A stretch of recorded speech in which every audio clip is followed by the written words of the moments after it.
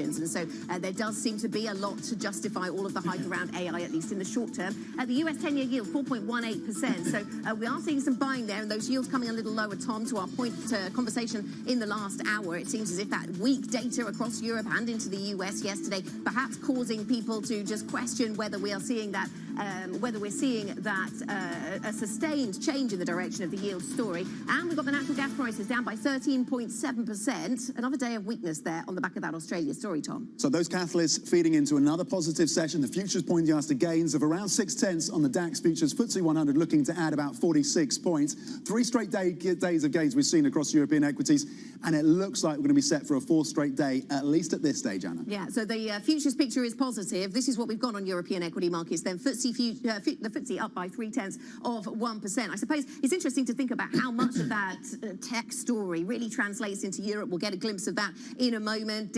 More difficult to find. The tech sector is smaller, as we were hearing from our guest from Citi Private Wealth earlier on. So how much does that translate into European tech? Or is it just about broad sentiment, the opportunities in AI? Or is it, in fact, about a lower yield environment? That's very clearly demonstrated on the sovereign bonds column. So another day of the weakness in the data, perhaps influencing investors into bonds and bringing those yields a little bit lower. This is what we have on the FX markets. Then the pound is down 0.1%, a mixed bag, really, against a dollar that is broadly pretty flat. Some of the M Live team joining the fortunes of the euro with those of the yuan, actually, and linking the PBOC story and what that does to the dollar into the European FX story. What do you see at the start of trade in terms of sectors, Tom? Across the sectors yesterday, energy was the laggard, and it looks like that's going to be the same picture today on the back of that deal. It's good news, of course, for the inflation flight, the fact that there are not going to be strikes, it seems, out of Australia that could impact about 10% of the world's LNG. So energy as a sector is going to be the laggard. It's just posting gains. It's just turning up a little bit now, 0.1%. But oil is off in this session, and we've seen those gas prices, European gas futures coming off as well. The real focus, though, we talk about NVIDIA, and here's the tie-in to the sector around technology. Gains of 1.7%. That is a standout right now, and you're really feeling that impulse. You're looking at ASML, you're looking at ST Micro over in France. Joe Easton's going to break down the individual names, but there's the linkage to the tech optimism. And again, part of the story that Anna was unpacking around slightly lower yields, that story and that being slightly adjusted.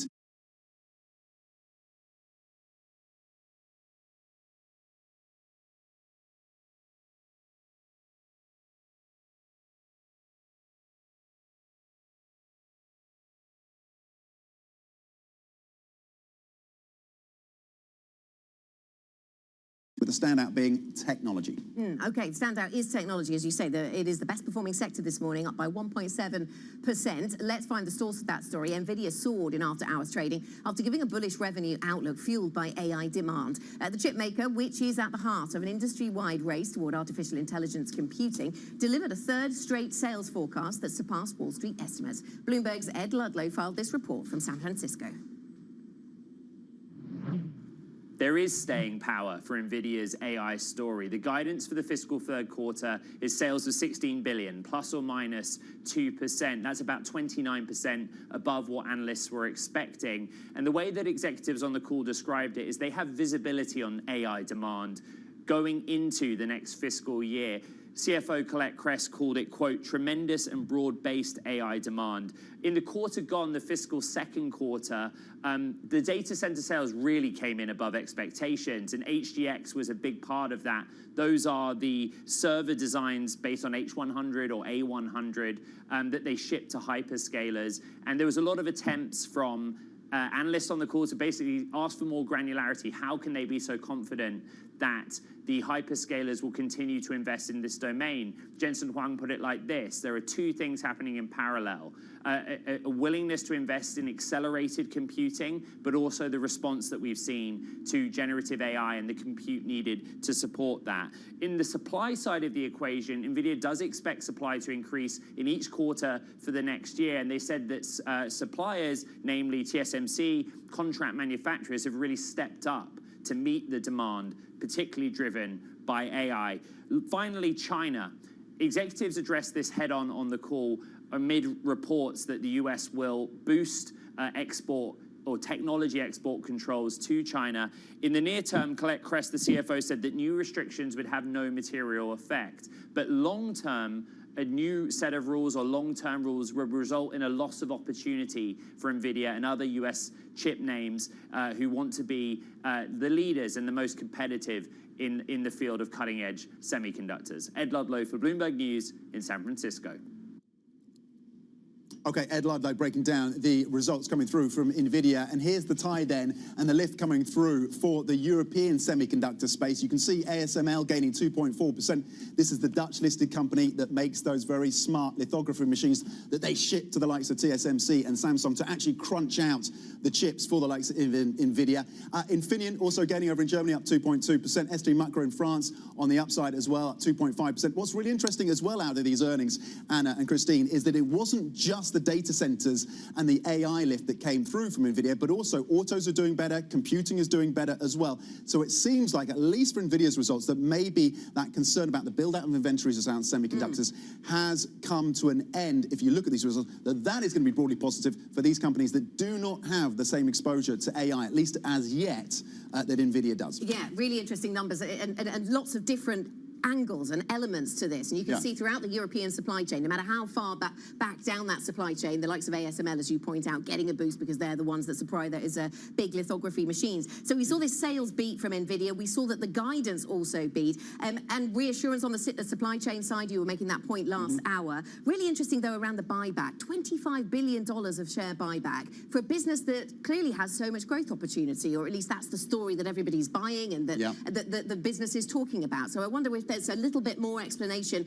as to why needed there. Although it doesn't seem to be putting anybody off this morning. We're seeing a great deal of appetite for these tech stocks. Interesting, though, that they are warning about rules around China and export of technology to China. That they have to get licensed for the most high-tech GPUs, but for now, not a huge drag, obviously, on the earnings. But it's interesting that in terms of those high-end GPUs, they're effectively frozen out from the Chinese market, at least at this point. Look, I know you've been pretty interested and fascinated by the wealth effect for Jensen Huang as well. What an amazing story. He founded this company in 1993. He was a niche gaming geek in terms of the chip world, and now he's front and center in terms of the revolution that is AI.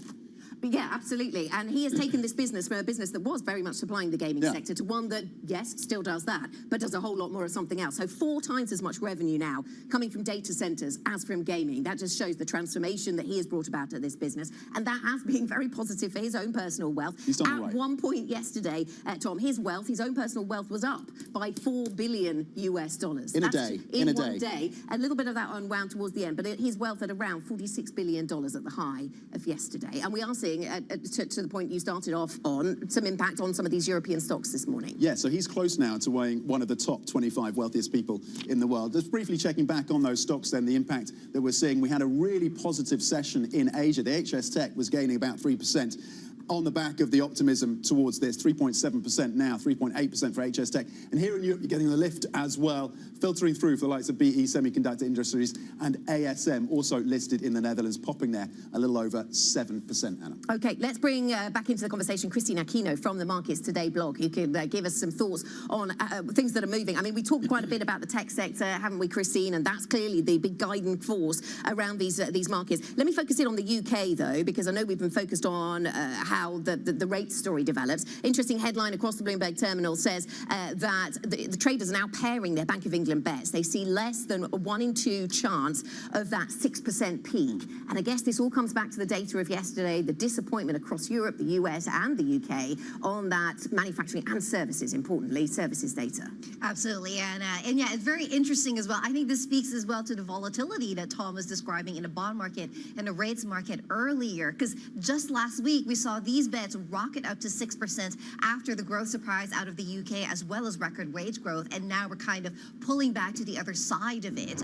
I mean, this is consistent, what we're seeing in rates market pricing, consistent with the message from the Bank of England that we got most recently, right? Which is, you did get the sense that Governor Andrew Bailey and his colleagues really want to pause at this point in time. They don't want to rocket up that interest rate much higher than we currently are. And there seems to be kind of this tacit admission that perhaps UK inflation will have to stay higher for longer, along with the Bank of England's key rate. And so I think markets are kind of responding to that, precipitated by, of course, the PMI data yesterday, as you mentioned.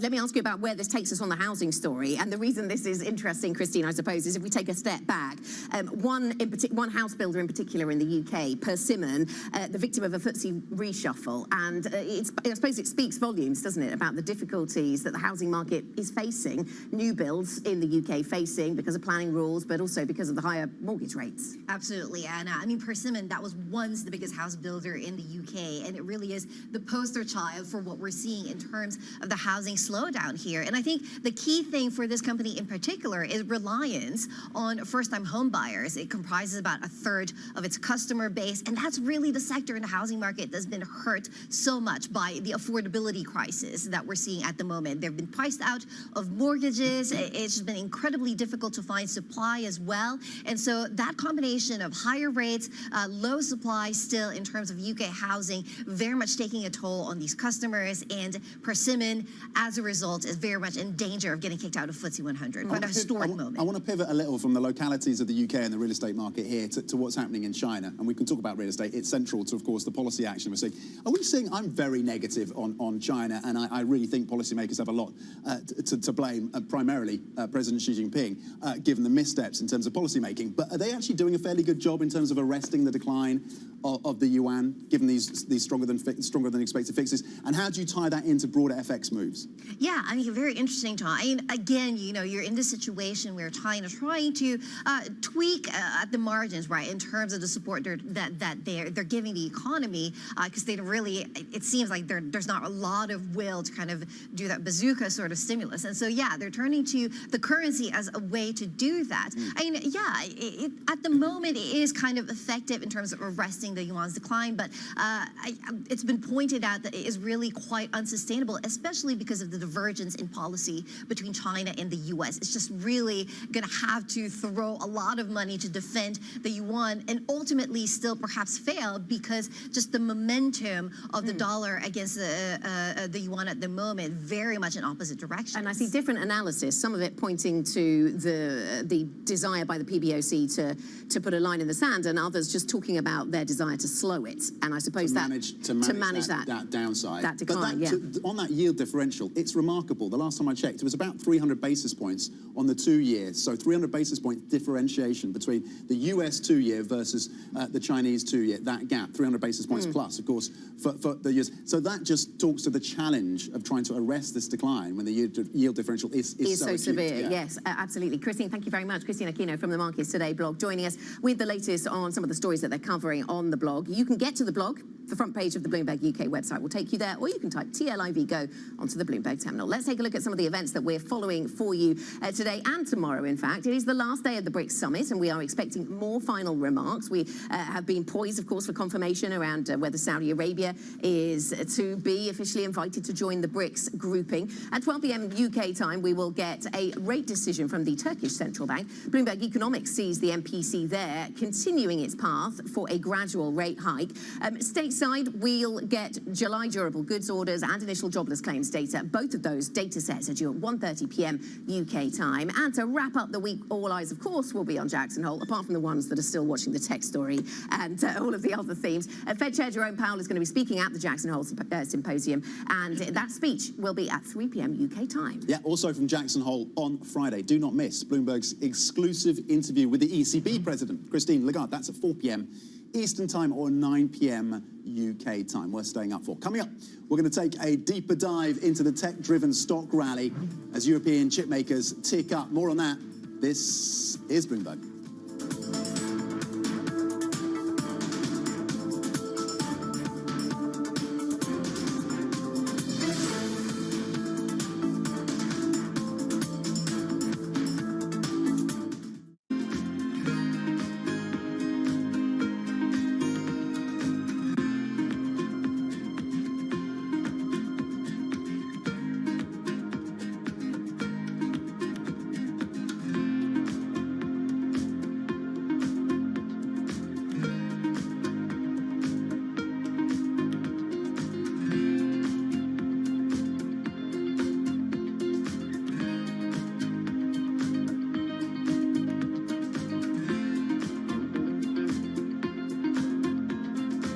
Adults are facing some tough challenges. Higher living and education costs and wages that aren't keeping up with inflation are making it harder for them to support themselves. And they're relying more on the bank of mom and dad. A new Bankrate report shows nearly 70% of parents with kids 18 and older are putting their own finances in danger to help them. About half are dipping into their emergency savings or delaying paying off debt, while 43% drain their retirement funds. So where do you draw the line? There seems to be a generational gap, as older parents can't understand why being self-sufficient now is a lot harder than it was for them. Gen Z seems to think on average that 22 is a benchmark for covering the expenses, while baby boomers say their adult children should pay their own way closer to age 20. Either way, it's a family decision. Bankrate suggests having a conversation with your kids and setting a specific dollar amount or time frame for footing the bill. From the world of politics to the world of business.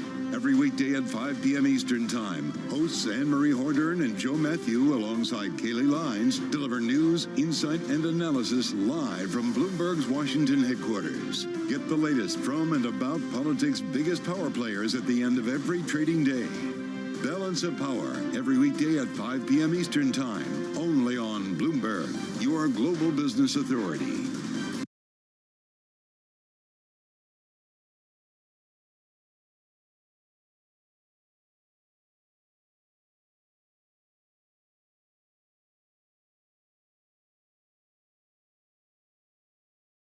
Bloomberg.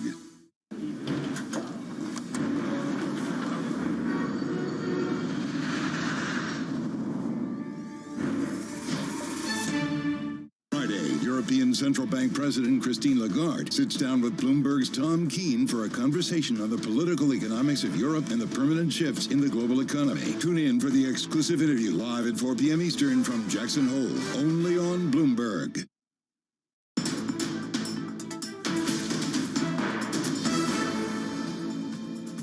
This is Markets Today, 16 minutes into the European trading session, and you can see that European equity markets are gaining this morning, gaining pretty strongly over in Paris, up by just over 1%. Technology shares the best performer, but there are no sectors in negative territory actually across Europe today, so such as the risk appetite. Let's bring in Maria Minucci, multi-asset fund manager at M&G Investments. Maria, very nice to have you with us. So something has lit the fire under risk appetite. Technology, it's very clear to see the links with the NVIDIA story there, but we also have a slightly lower yield environment over the last couple of days, adding to the mix as well. How much appetite for risk do you have in the wake of those NVIDIA numbers?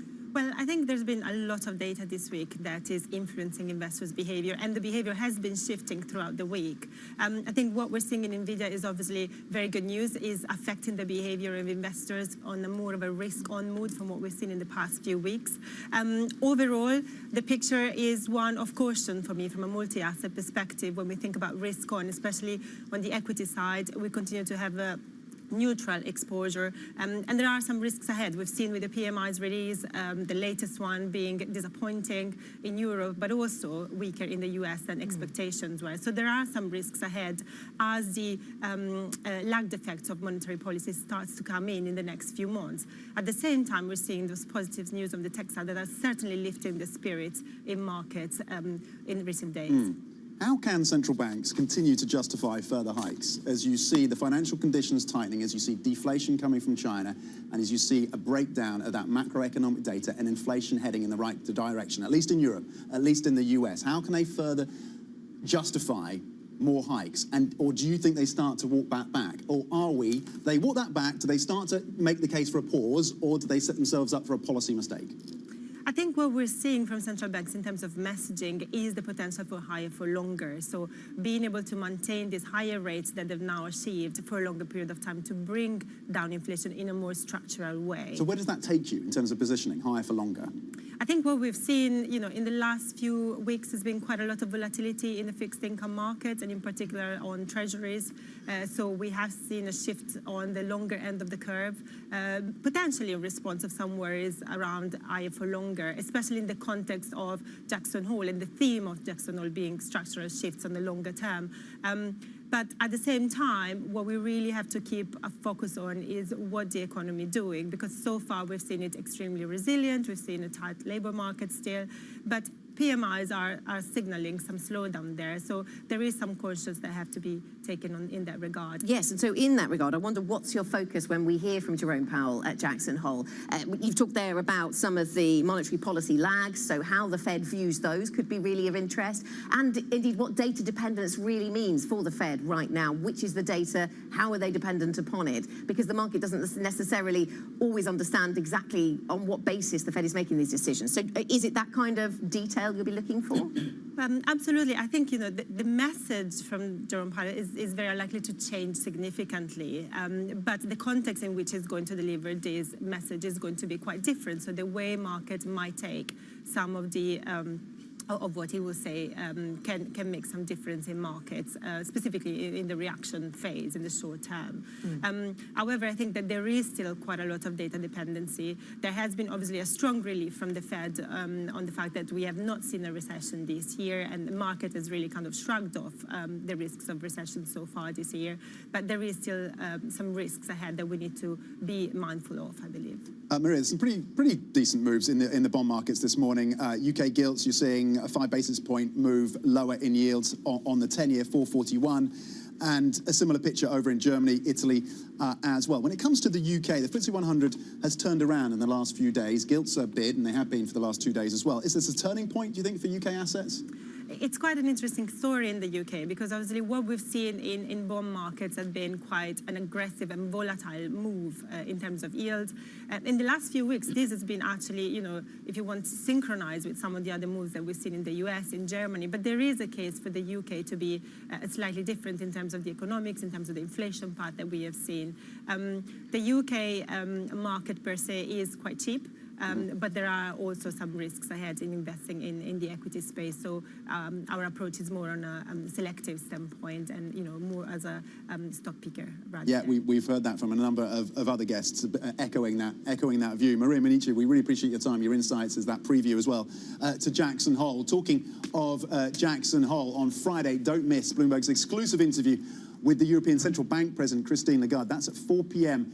Eastern Time, 9 p.m. UK. Again, we thank Maria Minichi, multi-asset fund manager at M&G Investments. Anna, plenty more coming up. Yeah, absolutely. Coming up on the programme, a Bloomberg scoop, in fact. UBS is expected to decide to keep Credit Suisse's domestic bank. We discuss the latest moves in Swiss banking next. This is Bloomberg.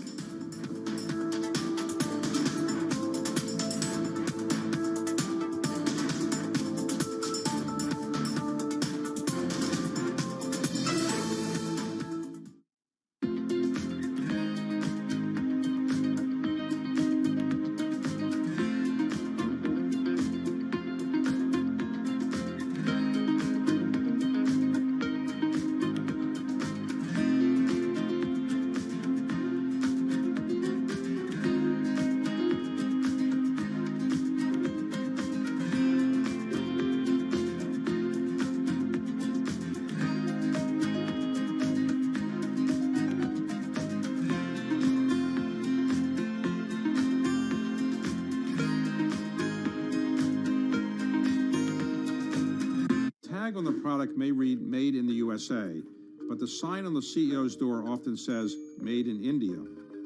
Alphabet's Sundar Pichai, Microsoft's Satya Nadella, IBM's Arvind Krishna, Micron Technology's Sanjay Mehrotra, and that's just the start. Add in the chief executives of Adobe, Deloitte, Gap, VMware, and that doesn't count Indians running companies all over the world. Why have so many Indians risen to the top? Vinod Khosla points to India's incredibly competitive education system. If you can survive the pressure it takes to get into one of the Indian institutes of technology, it gives you confidence to handle American universities and later the business world. Meanwhile, the belief in India's ability to produce so many tech wizards is reinforced every year. Indians make up about 3/4 of the immigrants receiving coveted H-1B visas for the U.S., and it's a safe bet that some of them will eventually find their way to the C-suite. Bloomberg UK, your source for news and analysis covering the biggest challenges facing the UK government, economy, financial services and markets. Tax cuts should not be the priority. It's about a credible plan for growth over the next 2-3 years. In this post-Brexit world, how do you see actually servicing your clients? It was disruptive, and it's going to have implications to how capital raising works. Now we're having the perfect storm in the UK. Watch Francine Lacqua Thursdays at 9:30 a.m. only on Bloomberg, your global business authority. Welcome back to Bloomberg Daybreak Europe. Good morning, good morning. This is Bloomberg Surveillance. Welcome to Bloomberg Markets, trying to open. This is Bloomberg Technology. And welcome to Balance of Power. This is Bloomberg.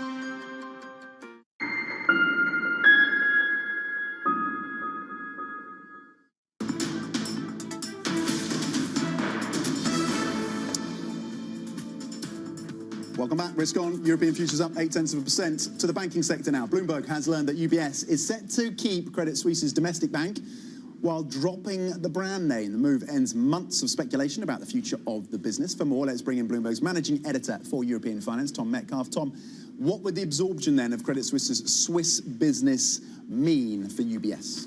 Yeah, it's sort of been widely expected, but yeah, it sounds like maybe it results August 31st, or perhaps sometime after that, they're going to announce this plan, and it's clearly been the desire for UBS to keep this business. It's quite a politically contentious one because obviously there's concentration risk in Switzerland as a result. But in terms of what it means to UBS, they get to keep probably what they consider the crown jewel of Credit Suisse. So, and I think it kind of explains a lot of what we've seen previously, them, backing out of that government backstop, for instance. It just gave them a bit more flexibility to, I guess, proceed along ways they could do.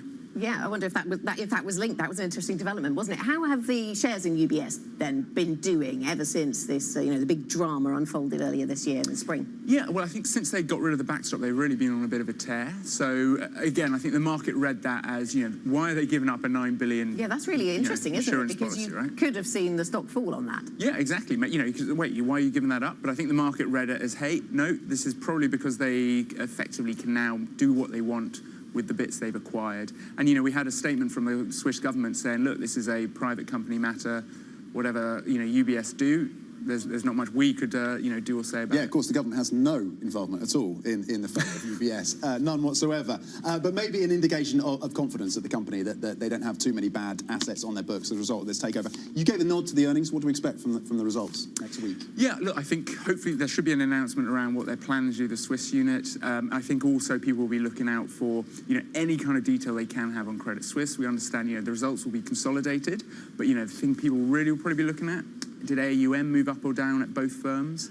And really, any kind of guidance in terms of will there be sort of more detail on the strategy? Okay, Tom, thanks so much for the briefing. Bloomberg's Tom Metcalf in London for us on the banking story. Coming up, we'll stick with the earnings and the UK consumer. The UK hotel operator Travelodge reports record first-half earnings. But how will the company fare against a difficult UK economic outlook? The CEO of Travelodge, Joe Boydell, joins us in conversation next. This is Bloomberg.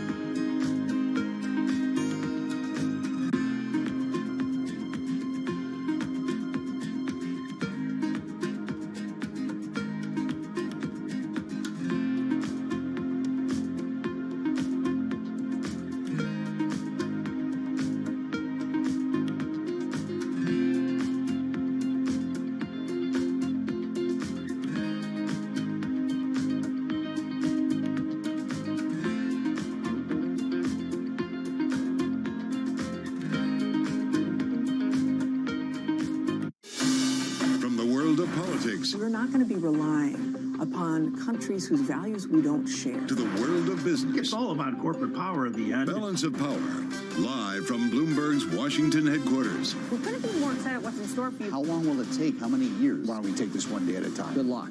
Everybody has a perspective. Every weekday at 5 p.m. Eastern Time. Join hosts Anne-Marie Hordern. It's the one area, really, of bipartisanship. I think we're getting more of it. That's optimistic. And Joe Matthew. The debt ceiling is looming. How close are we going to get to the line before you start to worry? Alongside Kaylee Lines. The door was open for regulators to do more, and that puts the Fed between a rock and a hard place. As they deliver news. This is such an important economic issue. He's no longer trying to run away from that. Really blew some minds. Insight. We can both invest in law enforcement and also make sure that communities feel safe in their own skin. And analysis. I think your audience will get this more than most. This is not the Republican Party that you know. It allows him to do what he did so successfully in 2020, which is run against crazy. From and about politics' biggest power players. This was the zombie case, and it's now more than well alive. That's for sure, with two more potentially to come. I'm willing to have this battle. It is vitally important. This is the intersection of Washington and Wall Street. Bringing people directly to the decision makers that impact your investments and your life. Balance of Power, every weekday at 5 p.m. Eastern, only on Bloomberg, your global business authority. In a multi-trillion-dollar industry, there's a lot of ground to cover. We indeed have a rally. We're talking a lot of dividends. We're talking income. We'll show you what's happening in ETFs like no one else. Bloomberg ETF IQ, Monday on Bloomberg. When U.S. jobs numbers are released, Bloomberg brings you crucial data at terminal speed and instant expert analysis. Nobody covers jobs day like Bloomberg.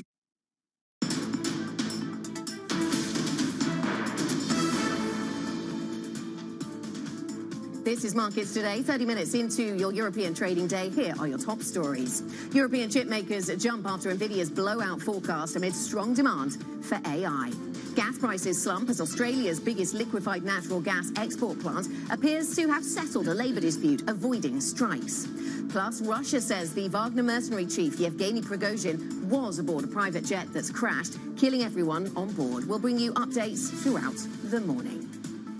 It is a positive session so far this Thursday morning, looking to build in fourth straight day of gains for European stocks. A number of catalysts coming through. Of course, Nvidia with its blowout forecast, but also that softer gas price is going to be positive in terms of the inflationary outlook for Europe. And then, of course, you had the weak data out of the US. Bad data equals good news when it comes to many participants in these markets. So again, European benchmark, you're seeing gains of 0.8%. Across your sectors, it's real estate that's leading the charge again as yields come in and move lower across European sovereign debt. Real estate gaining 1.9%, almost 2% gain for that sector. And of course, technology not far behind, getting 1.3% with a read across from Nvidia coming through from the likes of ASML, ST Micro and Infineon over in Germany. At the bottom of the list, basic resources, because copper and iron ore prices are coming off. Warnings again around the risks from the trust sector over in China. Basic resources currently down 0.1%. But broadly, this is a risk-on market with yields coming in, the dollar not moving much, equities are bid. Yeah, equities are bid, even if off, just slightly off their earlier highs. And then one sector in negative territory there now. Let's check in on the individual movers, though. Joe Easton has a briefing from our equities team, can take us through some of the individual movers and indeed some of the sectors which are on the tear today. And one of those is chips then, Joe. So we are seeing some big moves in those chip stocks, Anna, in early trading. A couple of them over in Amsterdam, ASM and also BESI as well, BESI, those ones the biggest gainers there. Nordic Semi ticking up around 2%.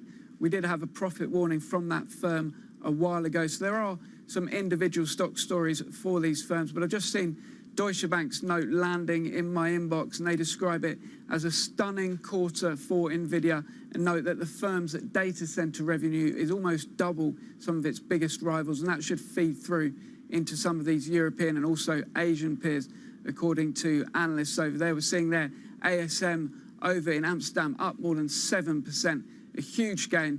The European tech index did decline around 10% from the highs over the summer, so there is upside to make up some ground and start heading back towards the highs that we saw a few months ago, but widespread green in the tech sector today and feeding through into other sectors as well.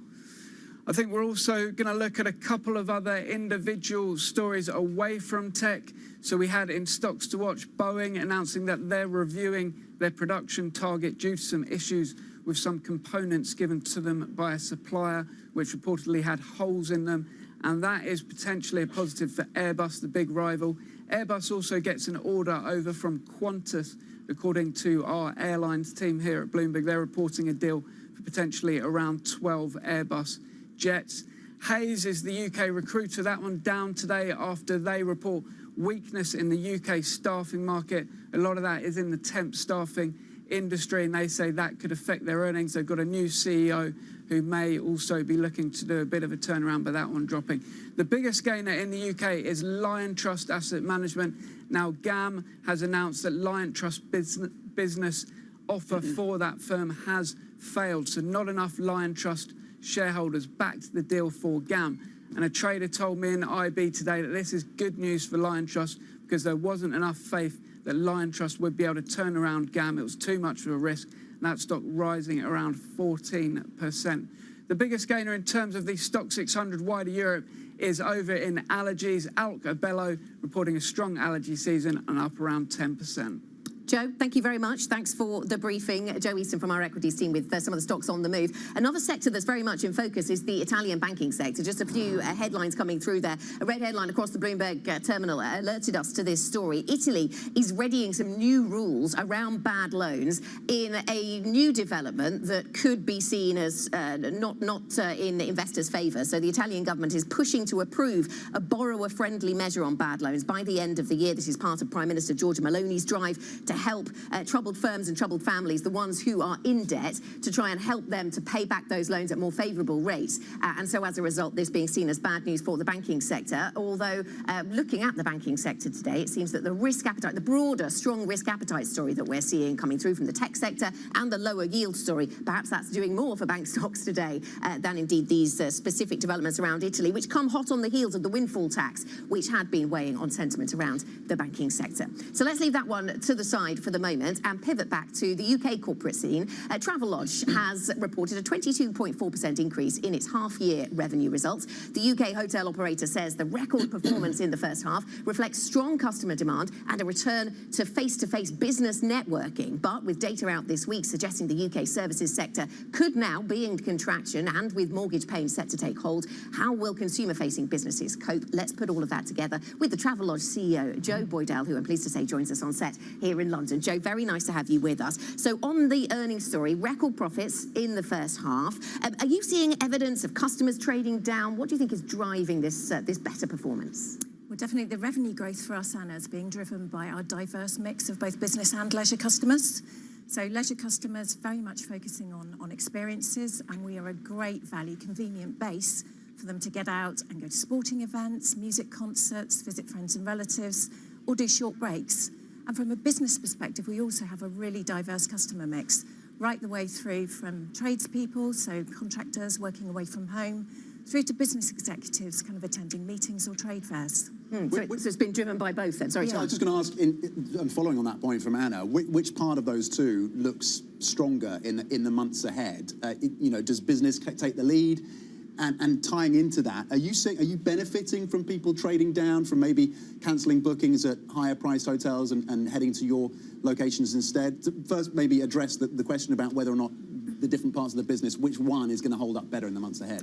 So actually, because of the diverse mix we've got, and we're about half business, half leisure customers, both are really supporting us. Obviously, the cost of living crisis means people are looking for good value accommodation, and that works similarly for consumers as well as businesses. And on the cost side of things, so that's the revenues story. On the cost side, you don't own your own hotels, so you have long leases, which means you've got, rental costs is a big consideration. So we've talked a lot in recent weeks, months, years about the rising rate environment. How do you make sure you keep your costs under control with that in mind? So obviously operating at the budget end of the hotel sector, costs are really important to us, and there's a huge focus on it. You're absolutely right. Rent and also wages are two of our biggest cost areas. And so we really focus on an industry-leading operating model, really optimising our cost base and using technology to make sure that we can keep our quality high, consistency good, and costs low. So things like robot vacuums, which were first in the industry for us, and technology-enabled room checking are two really good examples. There's one of those robots circles around this building occasionally. Yes, at risk of putting some of the staff out of work. Yeah. Maybe they're big in China. When I was in China, a lot of the hotels you'd be able to order, and a little robot will come up to your door and deliver your food for you. There you go, Joe. There's an idea. We should do it. So maybe you can add that to the. On the wages front, are you seeing wages starting to peak? Is this a softer labour market you're starting to see? Is it becoming easier to attract employees? How tight or how soft is this labour market in the UK? So we spent a lot of focus, particularly after Brexit, with our mix of employees, making sure that we were really an employer of choice. So our employees have told us that what they really value is certainty of earnings, flexibility, and a place where they can get on if they want to and they really feel like they belong. So we have no 0 hours contracts. Approximately 80% of the hours worked are contracted, giving our teams really good certainty of their take-home pay. We've got really good internal development programs, and almost 70% of our hotel management positions were filled internally last year, and a real focus on belong and employee well-being. So, I mean, you might have thought that this would be the type of business that might struggle to recruit people post-Brexit, given the labour mix that you might have had beforehand, wondering how that's changed. So post-Brexit, and in a very tight labour market, you might have thought that you'd struggle, but that's not the story you're telling. No, it's certainly not easy, but we spent a lot of time focusing on how to make sure that kind of we've got really a good place for people to work.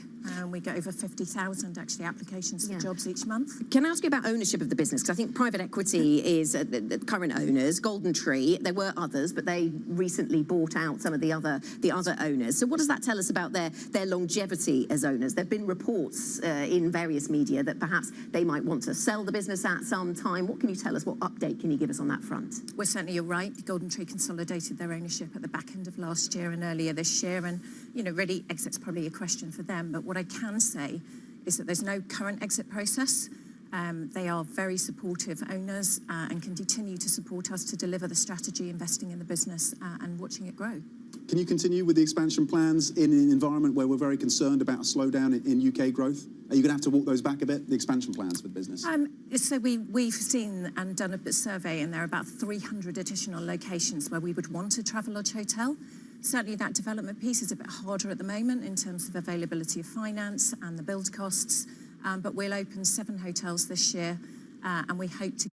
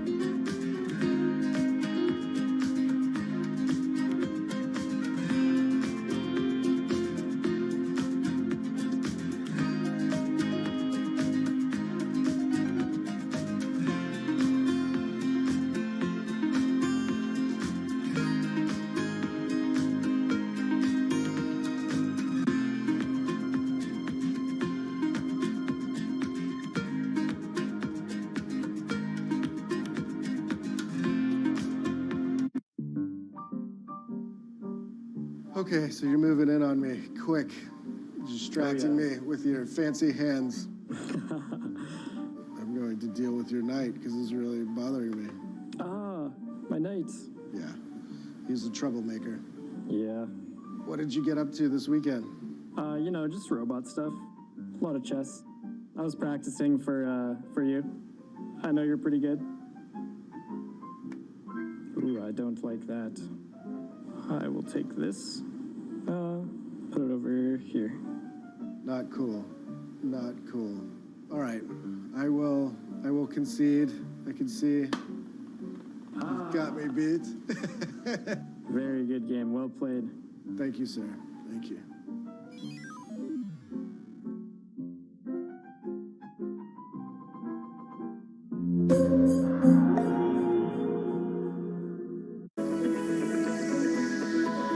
Japan's critical role in the global economy is changing as the world recalibrates.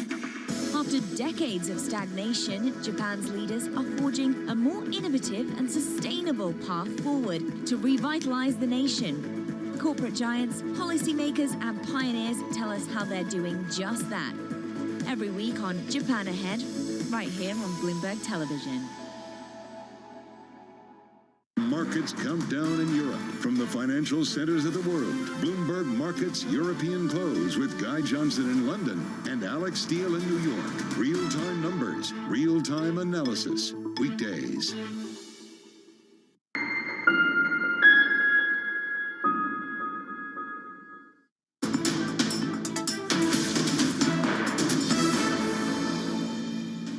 This is Bloomberg Markets Today. We are 43 minutes into our European trading session. It's Thursday morning. European stocks are on the rise, up by around 1% on the CAC 40 over in Paris, getting the best of the gains. The Xetra DAX not doing too badly as well, up by around 0.9%. The Nvidia story then, Tom, and the lower yield environment that we are perhaps dealing with over the last couple of sessions.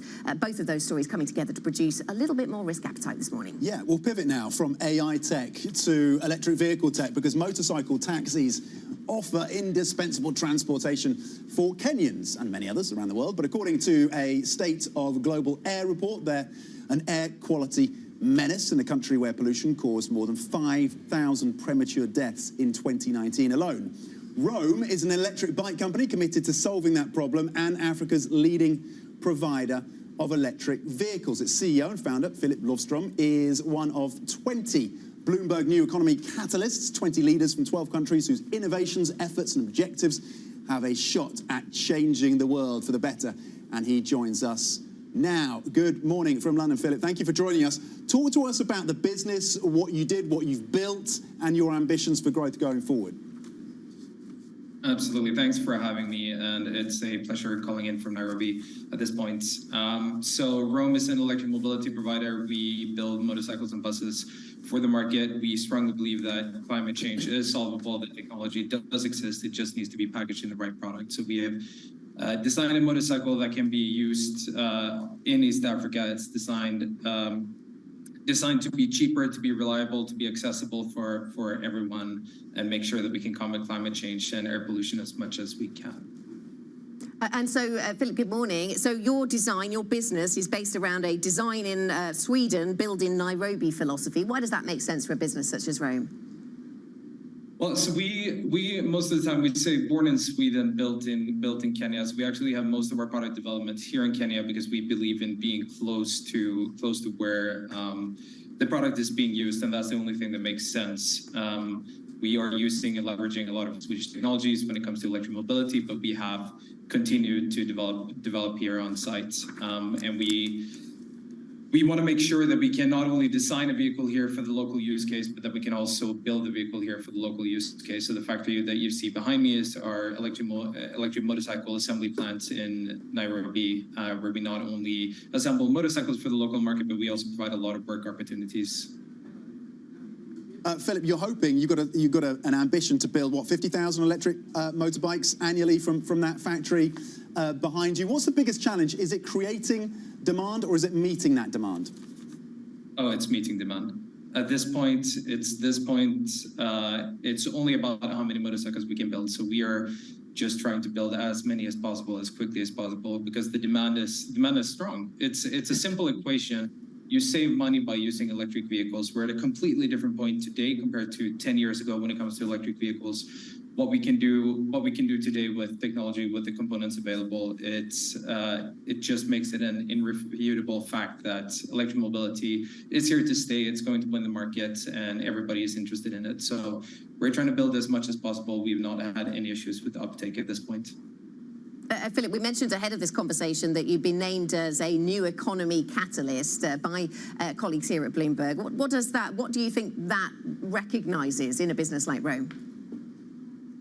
Well, I mean, it's amazing to be recognized. It's amazing to see that all the hard work that everyone at this company is putting forward is actually yielding results and therefore being recognized. I do think that the most important thing is that it can inspire someone else to participate as well. I do think that the most important thing that we stand for right now is to combat climate change as much as possible. I mean, we're seeing a summer with extreme weather all across the globe. there is something that everybody can do to participate in that fight. And I think if being named Catalyst can make people participate in that struggle and in that fight together with us and everyone here at Rome, then I'm happy, and I hope that that's the outcome of it. Philip, how are Honda, how are Yamaha responding to this challenge? Are they building out their own potential challenges to your business? Have they come knocking on your door? Are you a potential acquisition target? That's a good question. We're so far not seeing any products being launched by any of them in these markets with this type of use case. It's very different types of motorcycles that we build, and we'll see what the future has in its hands. Philip, thanks so much for joining us. Philip Lofstrom, the CEO and co-founder of Rome. You can read more about the 2023 class of Bloomberg New Economy Catalysts in Business Week. That is available to you on the Bloomberg terminal or on Bloomberg.com. Coming up, Wagner chief Yevgeny Prigozhin is presumed dead. Russian media say he died in a plane crash. We bring you the details next. This is Bloomberg.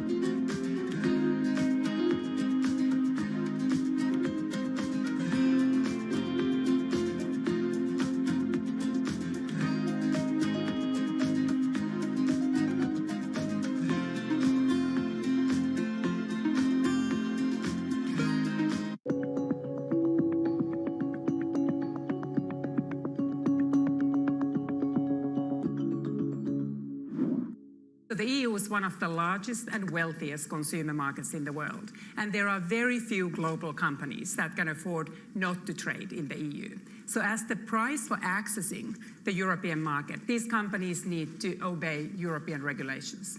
That's not surprising.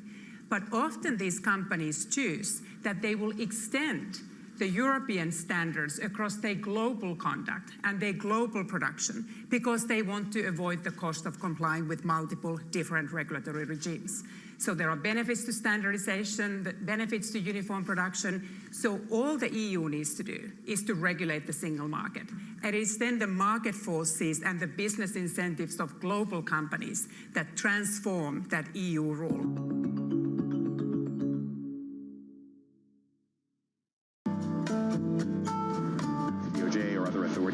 Could face bigger challenges next. Fed was going to keep rate while this is a 3. As the economic picture does. The OK is getting ready to make a decision.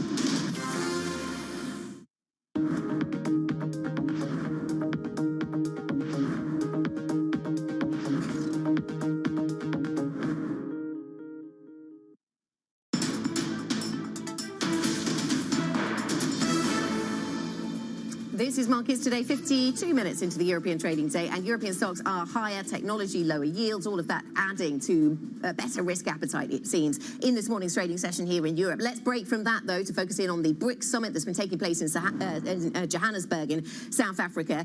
The leaders have been tasked by officials to explore the use of local currencies. That's what we thought was going to be a lot of the focus of this event. We've had confirmation of that. We see that the Brazilian president is currently addressing the group. We have just heard, though, from the South African president, who has been unveiling some of the other details, including that the BRICS have agreed to invite Saudi Arabia, Iran, the UAE to join the bloc. They're also inviting Ethiopia, Argentina, and others to join the bloc. So there's a lot in here, a lot of expansion plans. Interesting on the de-dollarization theme, though, we spent a lot of time on. I saw some data out of SWIFT yesterday, Tom, that was saying that the dollar's use in global payments has jumped to a record, even though we've seen these moves towards de-dollarization. Yeah. Actually, that's at the expense of the euro, not any of these BRICS You're skirting currencies. around the most important issue, which is what is the new acronym, Anna? Absolutely. I mean, there's a lot of new letters to get in there, if they all say yes. Look, Jim O'Neill, who obviously crafted and came up with the acronym originally of BRICS, he talked to us about the fact that if they include Saudi Arabia, that's a big deal. That's important. That's the red head across the terminal. They're agreeing to invite Saudi Arabia,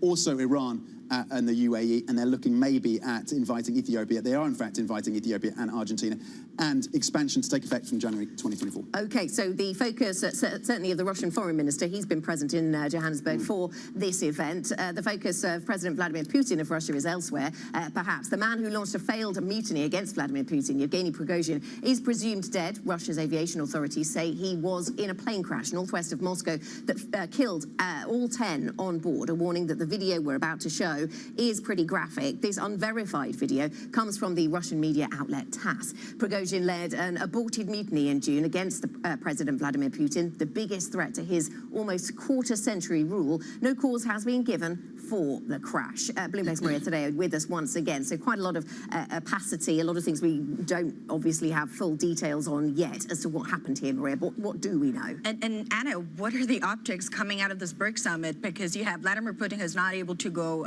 in person because of this arrest warrant. You have the foreign minister and the news that Prigozhin is dead this morning. I am sure, I mean, to be a fly on the wall at this summit, that this plays into the optics of a country like Russia now in the international scene, but the idea that the BRICS could even be expanded in this context is surprising optics. To Saudi Arabia with MBS and his linkages to an assassination, of course. Intriguing. Absolutely. The optics out of the summit are quite interesting, to say the least. Now, going back to your question, Hannah, of course, well, we had the news yesterday, which initially was reported as a plane crash. It just said a private jet has been reported, and the Russian Aviation Authority got news of that. It's only after that a list of people, presumably inside this plane, gets released, and Prigozhin features in it. Anna, the cause for this plane crash has not been revealed. It is understood there is some kind of investigation that will take place. The black box, you'd assume, would provide some details of that, but that black box that we know has not appeared yet. When you look at the way that this has been covered in the Russian media, it's very short, very sober, just a flight crashed and Prigozhin happened to be inside. Obviously, he has connections, both personal, because he's from St. Petersburg, and business deals in Moscow, doing this back and forth in a private jet. He was a wealthy, rich individual, but when you look at the Kremlin itself, no official comment from this, and a lot of, I would say, questions still pending. Maria, you visited Ukraine, you've been on the ground there, you were very well sourced. Does it change the news on the ground? Does it change things for the positive for Ukraine? Look, for the Ukrainians, in terms of the actual fight, what they say is that for a whole year, there has been a real power struggle between Wagner and the Russian army, and there was this criticism that Wagner was doing the heavy fighting in Ukraine and actually performed better than the Russian army. If you look at Prigozhin, presumed dead today, in a very blunt way, it would seem that it's the Russian army that has won this power struggle. The Ukrainians say on the ground is probably not going to change much. Politically, they do say, look, there was a deal that he would go to Belarus and stay alive. 2 months later, he's dead. And these are the same people that we're supposed to get around on the table and negotiate peace with. It makes it very, very difficult. No reaction from the European Union and the U.S. Well, the President of the United States said, well, I'm not, quote, surprised that this happened. Maria Tadeu, thank you very much indeed. European equities up 0.7%. US futures in positive territory, gaining 0.6%. It's risk on still across these equity markets. That is it for markets today. You can get insights from us and the rest of the team, of course, on the Bloomberg UK website by typing T-Live. Go on the terminal. The Pulse is up next. This is Bloomberg.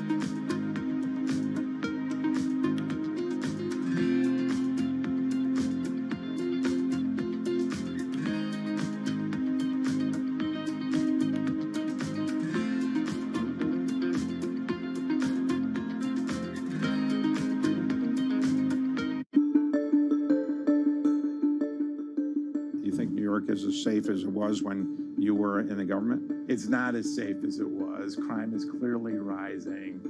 I mean, it's not back to the dark old days of, pre-Giuliani in the early 90s. But we got to be careful because safety is the foundation of everything. And so I know the current mayor is committed to reducing crime, but we're going to have to be incredibly aggressive in making sure that crime does not increase. Are you involved any longer in New York City matters, or you're advising New York City? The mayor and governor actually asked me to co-chair a panel or a task force on reviving the commercial districts throughout the city. So I've been in the middle of that.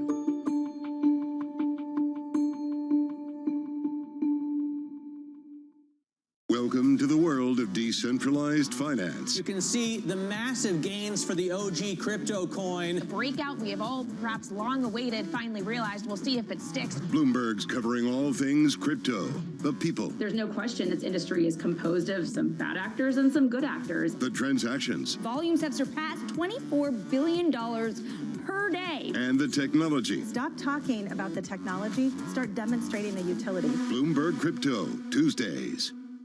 This June, in honor of Pride Month and Juneteenth, Bloomberg brings you a special equality series every Thursday in June at 1 p.m. Eastern.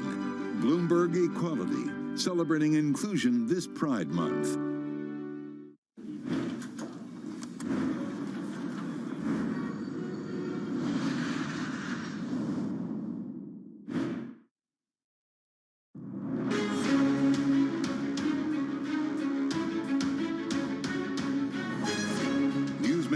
And market movers. This is The Pulse with Francine Lacqua.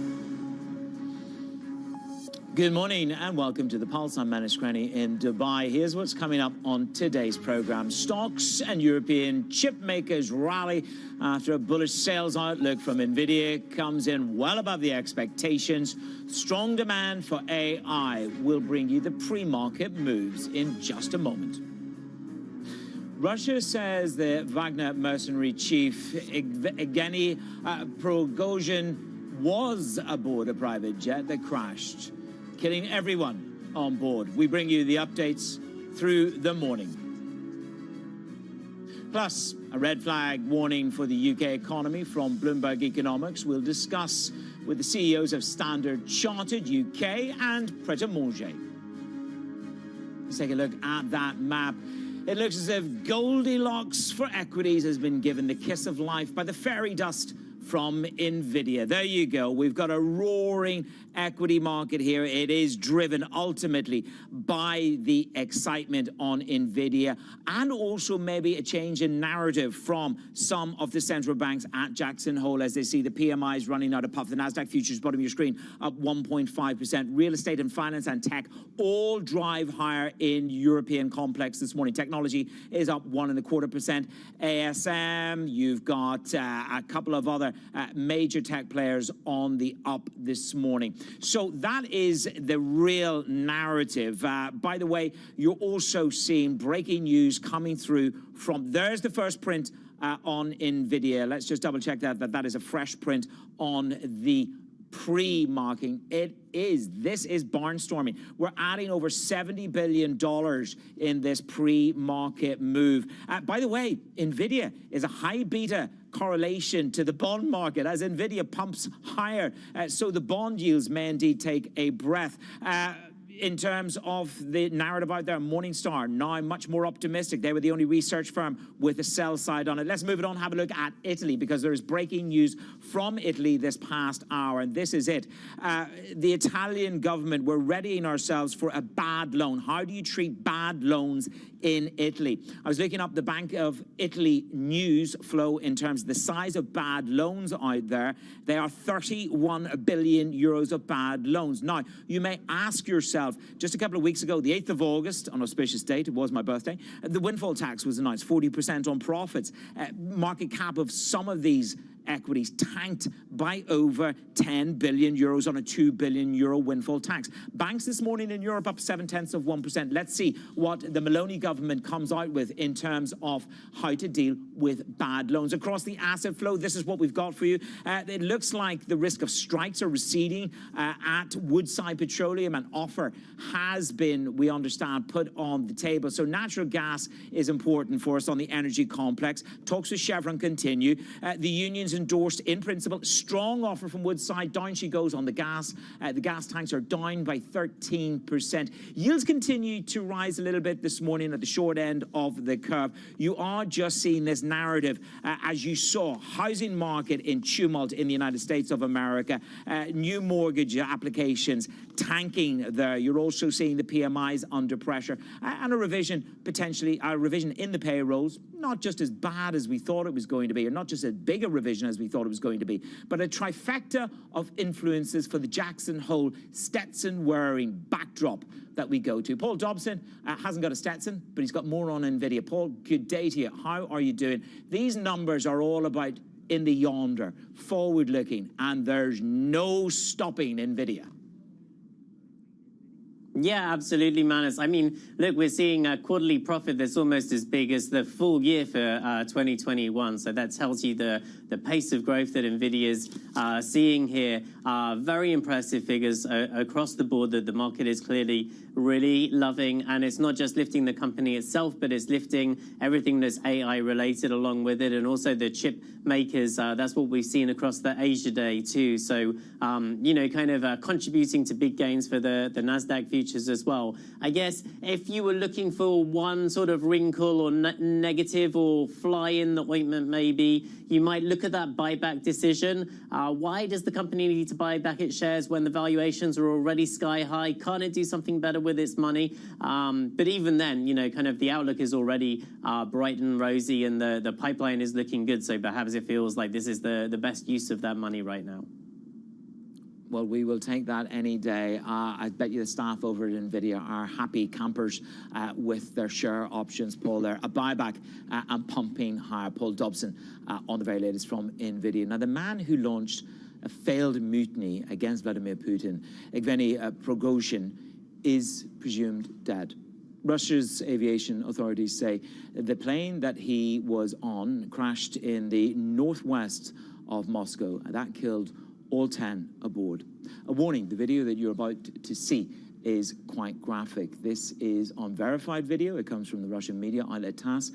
Prigozhin led the aborted mutiny in June against President Vladimir Putin. The biggest threat to his almost a quarter of a century rule. No cause has been given for this crash. Let's get Maria Tadeo into the story. Maria, what details do we have? Do we have absolute confirmation Prigozhin was aboard? His deputy, we understand, is also speculated to be on board there as well. Maria, good morning. Well, yes, Manus, good morning. And what we know at this hour, we have to go back to yesterday afternoon, where the Russian aviation authority sends out an alert about a plane crash going from Moscow to St. Petersburg, and then that is followed up by the Russian aviation authority saying that among the passengers on this plane, total of 10 people aboard, is Prigozhin. This is happening almost 2 months to the date from that insurrection, that attempted coup, that march on Moscow led by Prigozhin. Now, the reasons for this accident, this incident, however you want to call it, because it is unclear what prompted this crash. It is unclear. An investigation will presumably take place, but the black box has not been found. Now, we should also note that the Kremlin has not commented on this officially. I should point, however, without getting into too much speculation, that it is not a secret that there was a real question about the fate of this math because of the insurrection. There is a track record now of individuals that have criticized, and critics of Vladimir Putin have found themselves in mysterious situations where they were either injured or dead. And I should also note, Manus, in the global picture here, this is happening on the day where the BRICS summit is also taking place. The optics of this summit, interesting, because remember, Vladimir Putin was not able to go to South Africa because of that international arrest warrant. There is the foreign minister, and of course this morning the news that Prigozhin appears to be dead. So Manus, to be a fly on the wall of the summit. Yes, and they're going for full max expansion, aren't they, Maria? More on that with Jen Zabazaja in just a moment. Saudi Arabia, the UAE, and a number of other nations invited in. Maria Tadeo on the plane crash with Prigozhin presumed dead. Well, the leaders of the BRICS summit, as I've just said, have agreed to invite Saudi, Iran, and the UAE into the bloc. For more, let's get to our very own Jen Zabazaja. It's an interesting expansion. We had mooted that Saudi may well join, Jen, but this seems to be a church for all. Xi Jinping speaking at the moment. Tell us more. Yeah, Manus, and I know you and I both spoke to Jim O'Neill the other day, who said Saudi would be a pretty big deal if it was added to the bloc. And what we just heard, the leaders are still speaking upstairs right now, is that it's not just going to be Saudi, as you mentioned, or the UAE. It's 6 countries, and it went from 4 to 6 countries overnight. So what we heard, it's Ethiopia, Iran, the United Arab Emirates, Saudi Arabia, Indonesia, and Egypt, all being added to the BRICS bloc. And what we heard from Cyril Ramaphosa is that they will be assumed as members beginning in January of 2024. And each of the leaders right now is really speaking about the relationship that their own individual countries have with these new BRICS members, to-be BRICS members, and just what they see the future of multilateralism looking like. So this is a very significant development, really what we were waiting for. And the leaders are still speaking right now about other outcomes of this summit. What we did hear from Cyril Ramaphosa is that any declaration on the joint currency, there was a lot of talk about that leading up into the summit. The leaders have tasked the finance ministers and central banks of their countries to talk about this and to make this a priority for next year's summit. So not necessarily on the agenda or in this final declaration, but these 6 countries have officially been confirmed as being invited to the BRICS bloc. Of course, it's going to be interesting to see how much they contribute towards the new development bank that's going to be the lender to BRICS. Jen, thank you very much. Jen Zabazaja there in Johannesburg. We're coming up on the show. Lackluster PMIs. I gave you an hour of that yesterday. Treasury yields look for the next catalyst after slumping yesterday on softer than expected data right here on Bloomberg.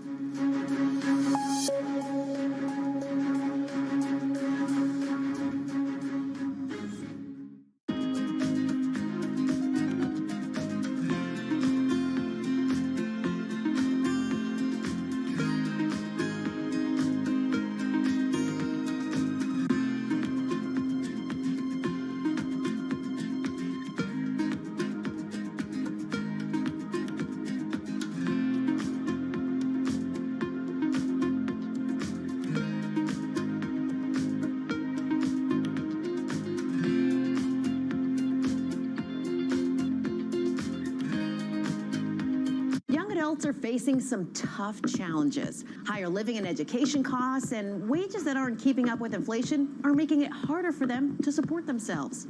And they're relying more on the bank of mom and dad.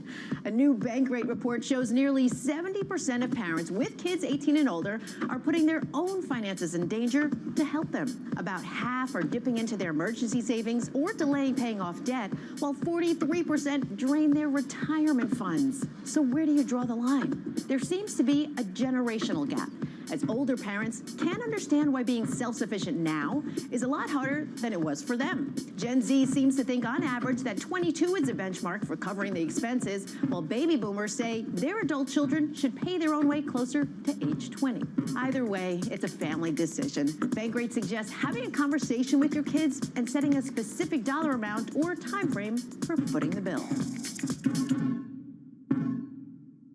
Our studios in New York and San Francisco.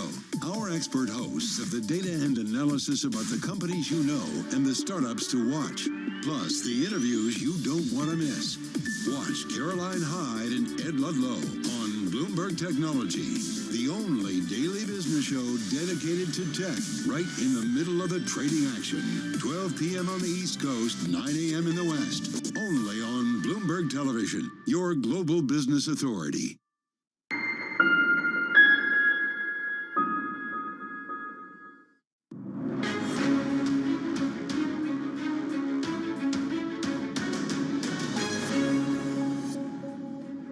conversations that matter, the insights that you need, right here on The Pulse. I'm Manish Krani in Dubai.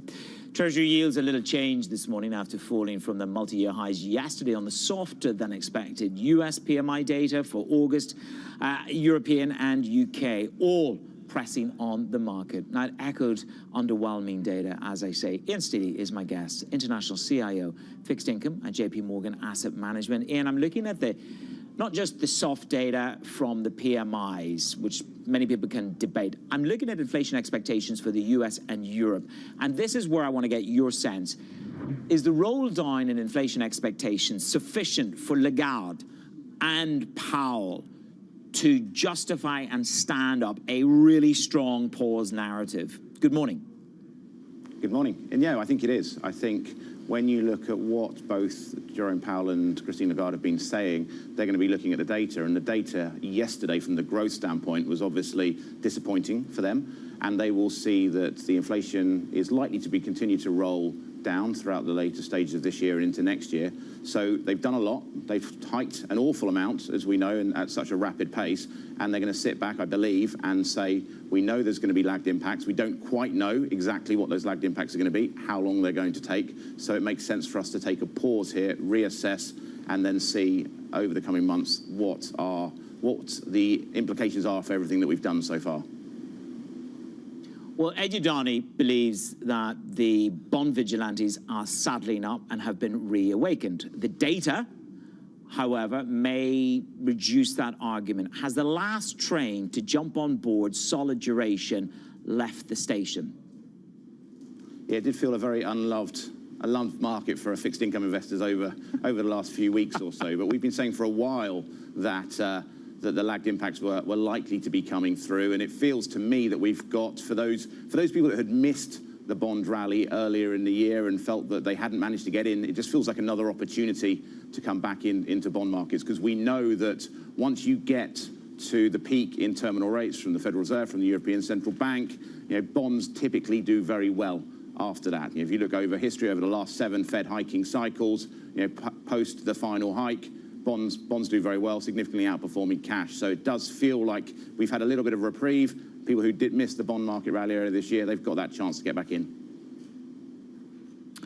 The debate, and I like the fact that you bring up, I mean, I'm not a mathematician and I do not have a PhD, and I'm not going to even attempt to define what the R-star rate is, but yourself and Bill Dudley are better qualified than I am. And it's interesting that he says, get ready for higher rates. He has a view that, and this is his math, by the way, which is that the R-star, the neutral rate will be 1%. The average term for the average long-term inflation, 2.5%. Term premium, 1%, gives me a total of 4.5%. The R-star neutral rate, now, I don't have a PhD, right? I think that's very low at 1%. What do you say?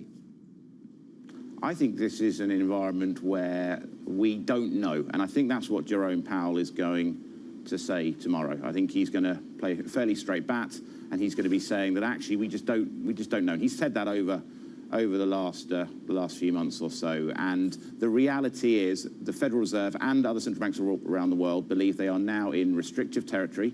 They now think they've taken rates high enough. And even if the numbers that we're looking at there are 4.5%, we're still above that now. So it does, again, it feels like we're in the right stages for the central bankers to pause, take stock of what's happened, and reassess. And I think if I was Jerome Powell, I would be saying that we're data dependent.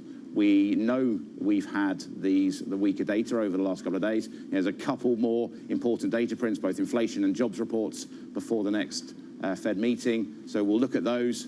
And he's not going to predict what's going to be happening, because ultimately he could be wrong in the next few weeks or so. So I think he's going to say we're going to keep an eye on the data, and that is exactly what he has been saying. What do you make of the Bank of Japan? Do you think they're channeling their inner Greenspan? I mean, you've had this Ueda shock, but it really hasn't unmoored us or unanchored us.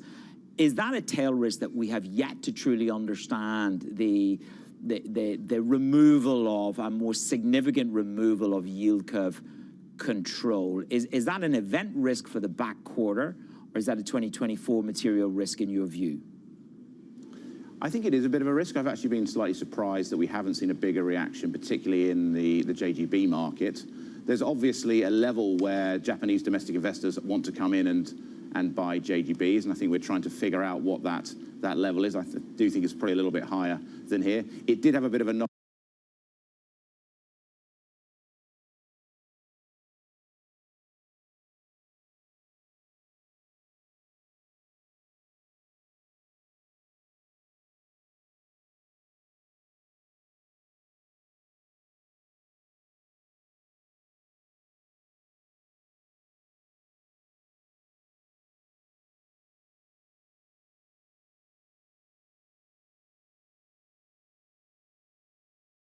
To shift it without being too disruptive. It is a field where there are many bodies that have been slain. Ian Steely there with me on the Markets International CIO for Fixed Income over at JP Morgan Asset Management. Coming up, the first Republican debate has wrapped up in Milwaukee. There's a notable absence. Who was it? What did we learn? Was it a bit of a punchy debate? Right here on Bloomberg, we'll tell you.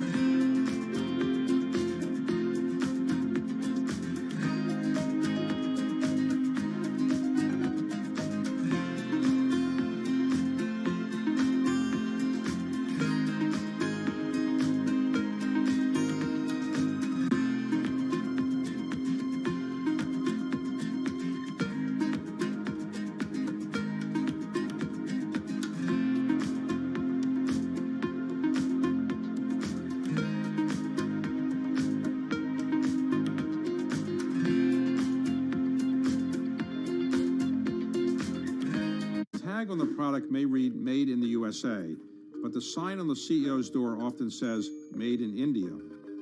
Alphabet's Sundar Pichai, Microsoft's Satya Nadella, IBM's Arvind Krishna, Micron Technology's Sanjay Mehrotra, and that's just the start. Add in the chief executives of Adobe, Deloitte, Gap, VMware, and that doesn't count Indians running companies all over the world. Why have so many Indians risen to the top? Vinod Khosla points to India's incredibly competitive education system. If you can survive the pressure it takes to get into one of the Indian institutes of technology, it gives you confidence to handle American universities and later the business world. Meanwhile, the belief in India's ability to produce so many tech wizards is reinforced every year. Indians make up about 3/4 of the immigrants receiving coveted H-1B visas for the U.S., and it's a safe bet that some of them will eventually find their way to the C-suite. Business Week Radio, live weekday afternoons at 3 p.m. Eastern. We got a little bit of talking. But are you guys ready? Harnessing the power of Bloomberg Business Week, Carol Messer and Tim Stanovic bring you the latest news from the worlds of business, technology, politics, and more. How does the Fed play into this and what the Fed does potentially? This is so exhausting and this is so all-encompassing. Listen on Bloomberg Radio and streaming on YouTube and Bloomberg Originals. BSO Now is your online home for weekly Boston Symphony Orchestra and Boston Pops performances. See new concerts that go behind the scenes, plus acclaimed archival concerts. Visit bso.org/now, where the music plays on. BSO season sponsor, Bank of America.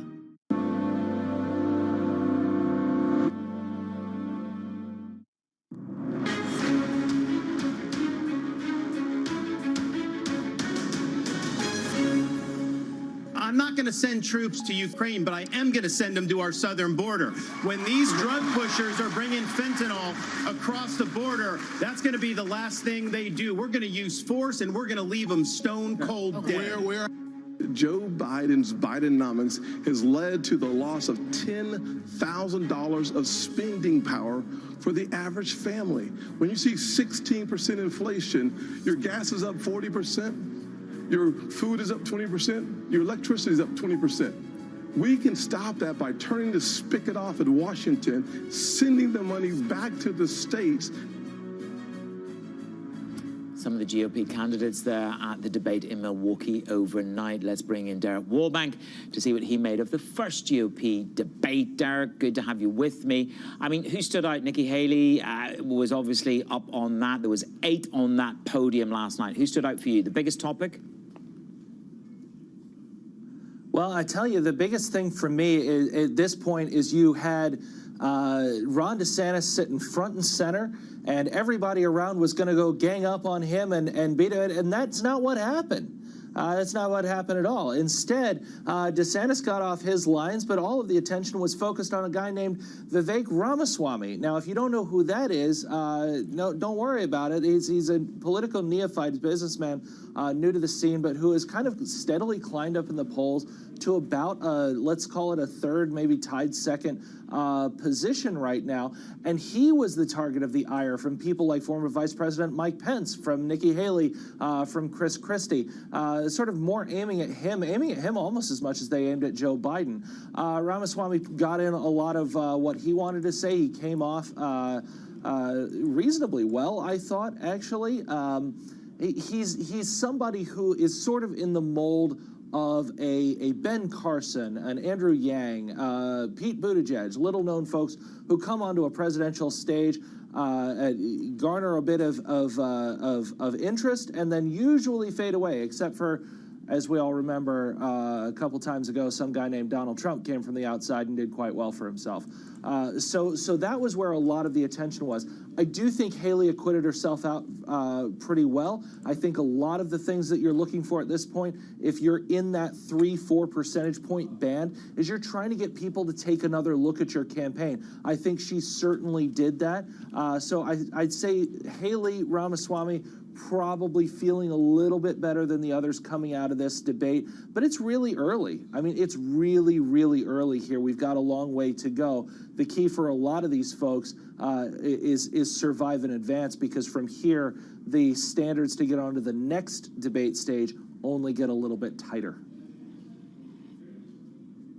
Yeah, it's certainly, as you say, it's a heck of a road between here and the next moment. And of course, Trump did not show up for that debate last night, but he did go online with Hannity. So quite a viewing. Derek, thank you very much. That's Derek Wallbank there with the very latest on the first major debate for the Republican Party. Coming up on the show, actually, you know what, before we do it, let's just check in on the NVIDIA price, because it's barnstorming. I mean, this is where you have it at the moment, up 8.25%. You know, the last analyst to throw in the towel was Morningstar. They're now much more optimistic on the stock. You've got talking about a fair value of $480. So we're through that already. But they talk about a high level of uncertainty. Coming up on the show, Standard Chartered's CEO for the UK joins me, the regional head, Saif Malik, and the CEO of Pret A Manger, Pano Christo, joins me for Bloomberg UK in just a moment on Bloomberg.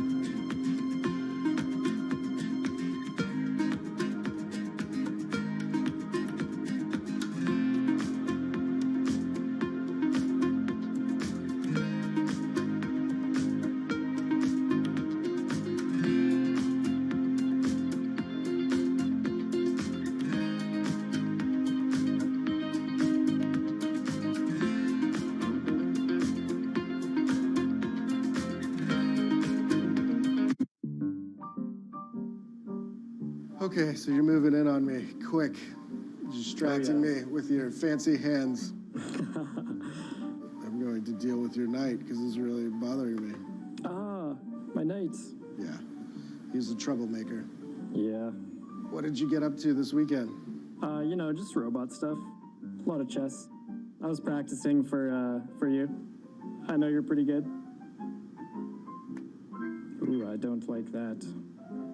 I will take this, put it over here. Not cool. Not cool. All right. I will concede. I can see. You've got me beat. Very good game. Well played. Thank you, sir. Thank you.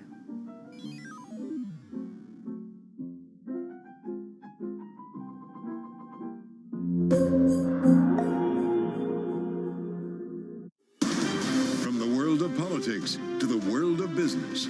Every weekday at 5 p.m. Eastern Time, hosts Anne-Marie Hordern and Joe Matthew alongside Kaylee Lines deliver news, insight, and analysis live from Bloomberg's Washington headquarters. Get the latest from and about politics' biggest power players at the end of every trading day. Balance of Power, every weekday at 5 p.m. Eastern Time, only on Bloomberg, your global business authority.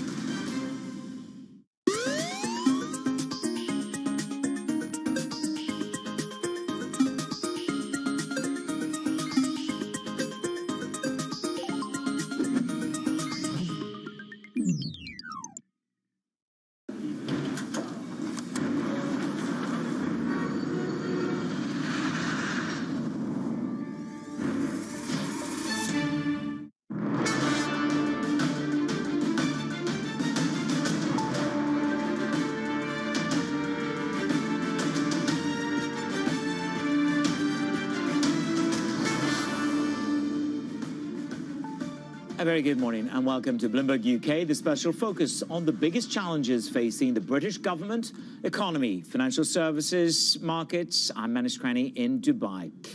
The UK private sector firms have suffered their first contraction in 7 months, revealing growing economic toll of higher rates and a squeeze on households. And down came the house of British cards. The pound collapsed by over almost 1% yesterday. And this is getting tougher and tougher. There was a moment of recovery late in the trade, but the bottom line is this, is that you want to stay short the pound, according to Nomura. This is what they've got to say to you. You want to target 122. There's too much puff in terms of the expectations of what the Bank of England will do. So the bottom line is there's too many rate hikes priced in there at the moment. But the real house of cards came at the short end of the curve in the gilt market. The PMI below 50 was a red flag. Mild recession on the way. Down came the yields, and they career lower again this morning, 4.93. You are sub 5% for the first time since August the 11th. And this is about the PMIs. It's time to reconsider how much more the Bank of England can really do when it comes to that. Traders are now betting 28 basis points of hikes next month, down from 5.9% peak in March of next year. And that was up over the 6% rate. So 6% is gone.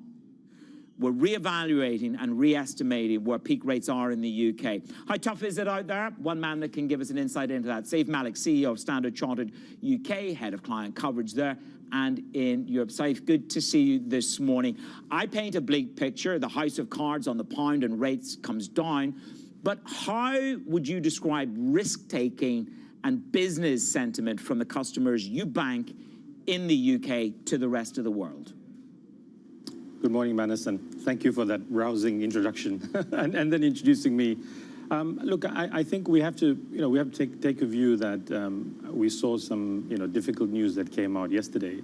But I think there is some positive shoots there that if you look at on a quarter growth, the UK economy did grow at 0.2%. And, that did show some good sentiment. And even though we saw, especially the services PMI drop yesterday, it has been above 50 for the past few months. So there has been some, positive outcome there. And if you look at it from the pre-COVID pandemic levels, so if you look at Q4 2019, the UK economy is up over 2% on that basis. So, I look at it from a perspective of, where do we see some growth areas and where do we focus on? And we've seen, a good outcome even from our business perspective. And if you compare it to what's happening in the Eurozone is going through a similar outcome also. I think they've had, their services and manufacturer PMI also drop, and their growth on a quarter-on-quarter basis has been 0.3%. So, I think the UK is not that far down the lane there. just briefly, do we avoid recession? This is what we're trying to debate because it's pretty important to the Bank of England. Briefly, knock that away for me. Do we avoid recession in your view in the UK? So I don't think we can avoid recession. I think, unfortunately, probably in the next 2 months. So we are projecting probably around the mid of Q4, so September or October, we will start seeing a recession kick in. We expect that to go into Q2 of next year, when we will see sort of the rate hikes probably come to an end. We are projecting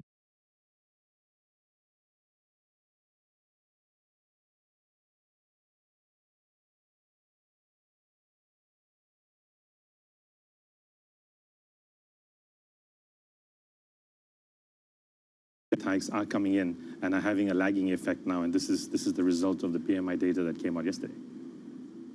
Are the hikes knocking your business? I know that you have NIMs. I know that you've got net interest margin, and that story is sort of 6 months ago. Are higher rates a threat to your business? Are they picking away at your business? Any drop off in business as a result of rates? So Standard Chartered Bank, you know, in the UK, what many people may not know is that we have over 2,500 people that work for us here. We play a very critical role for the UK economy, bringing in investment from our clients in our networks, from Africa, Asia, and Middle East, bringing in investment in the UK, but also more importantly, working with some of the top FTSE corporations and institutional players, and taking them also into our network, providing them with sort of our own product and solutions. And we've really been punching above our weight on that, especially in areas like sustainable finance. We have seen that trend continue for H1. I think we had a good positive growth. Even if you remove the NIM impact, the underlying growth is near double digits. So I think we're very comfortable with what we're seeing in terms of the growth of our large corporates who are now expanding out of the UK because they are seeing the shrinkage here, and they have the ability to put that investment into other markets that are growing very well. You know, we talked about the Q1 versus Q2 growth rate of the UK and of the Eurozone, especially if you compare it to Q4, the pre-COVID levels. The UK has grown by sort of 2.5%. The EU zone has grown a bit higher, but the US economy has grown 6.5% between the Q4 pre-COVID levels to Q2. So the US economy is really doing well, and that's providing a good pivot in terms of what's happening globally. So obviously we debate what happens with Hong Kong and China every day here from the axis of the Middle East. You're banking corporates there in Europe and the UK back into Asia. I mean, that is part of the big appeal of Standard Chartered, of why you're there. Are you cutting back? You're responsible now for the UK. Are you cutting back any credit, letters of credit, any leverage of your UK corporates into those Asian markets and into China? Are you concerned to the extent of where you would reduce some of your risk exposure? No, actually, to be honest, Manus, we are actually in an expansionary phase here, both here in UK and in our continental Europe business. We feel that within the corporates that we deal with here, there is enough appetite to do that. It's not just in China. I mean, obviously, China provides a huge opportunity, but we are seeing other markets like India, the ASEAN markets, Singapore. They're all driving, really good growth, and they've all come back very strongly from the sort of the pre-COVID levels. So our corporates are going in all different markets there. The supply chain distribution is moving out, not just in China, but in other parts. So we are following that trend very carefully. So you're the newly minted CEO for the UK and for Europe, which begs the question then, I know you don't have a retail presence in the United Kingdom, but would you consider returning? I mean, it's been decades, over a decade since you've had that. Would you consider a retail offering in size in the UK again? Like I mentioned, Manus, we have an operation here. The model is working very well for us. The model is around how do we ensure that we take our corporate institutional clients. One is sell them, the product and services, which we invested quite a bit already over the last few years for our capabilities, both here in the UK and in Europe. And how do we take them into our network and then bring our network clients into these markets also? That model has worked very well for us. I don't think we're going to shift away too soon from that because, in terms of, the opportunities and where we see growth, even in the next 5 years, this model works pretty well for us.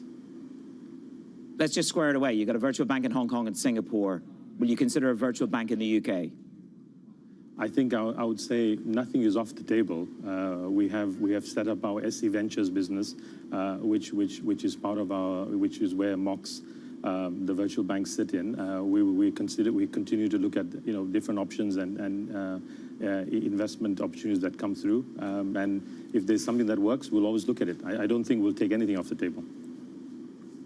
Okay, well, you can break that with me if it does come onto the table in size. Rishi Sunak is announcing that at Bletchley Park, the home of code breaking, don't worry, it's not a complete left turn, he's going to have an AI summit. So this is interesting. Bletchley Park, the home of code breaking, is now to host the World Summit on AI safety. I'm sure AI is on your table, but what I want to know from you politically, have you been inside number 10? What are you lobbying? What are you telling the government to do? Have they got their hands around Open Britain and FDI coming in? Is the government doing enough to help you build the SC business from the corporate point of view? Are we passing the nadir of Brexit and into the opportunity of the future?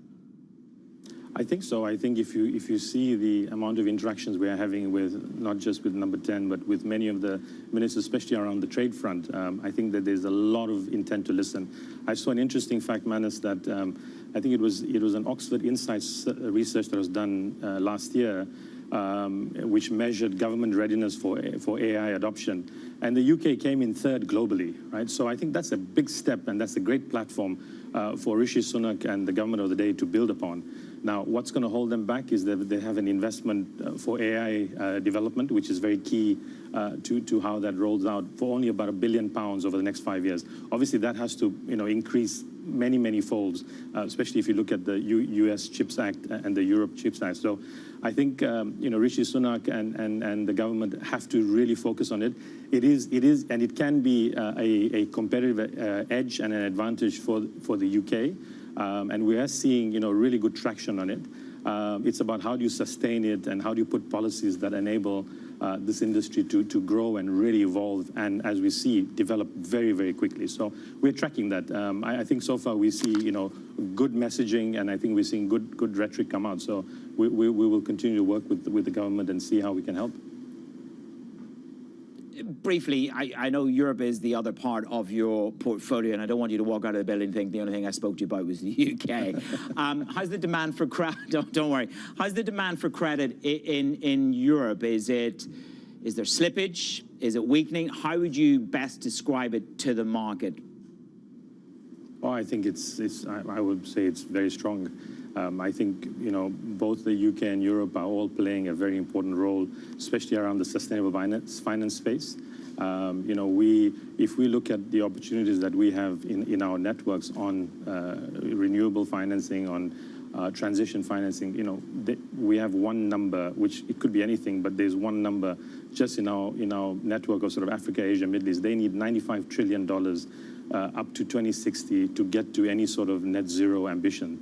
So, I think that space is huge. I think the Europeans are playing a big role on that front, on the energy renewable space front, but also, some of the largest corporates, be it on autos, healthcare, consumers, emanate from this neighborhood, right? And they are growing in their own markets, but they're also expanding globally. So we work very closely with them, and we do what we do best, is deliver our network to these names that we have great relationships with. Saif, thank you so much for joining me this morning. Saif Malik, CEO of Standard Chartered UK, Head of Client Coverage for Europe as well. His calls on the UK. Coming up on the show, companies struggle to convince their workers to return to the offices. Well, Pret A Manger is rethinking its city centre strategy. I catch up with the CEO, Pano Christo. That's next on Bloomberg.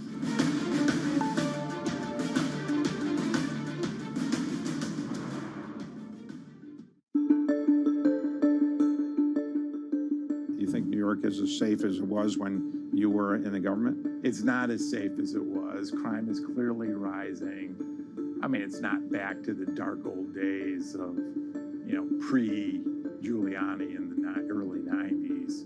But we got to be careful, because safety is the foundation of everything. And so I know the current mayor is committed to reducing crime, but we're going to have to be incredibly aggressive in making sure that crime does not increase. Are you involved any longer in New York City matters, or you're advising Yeah, New York the City? mayor and governor actually asked me to co-chair a panel or a task force on reviving the commercial districts throughout the city.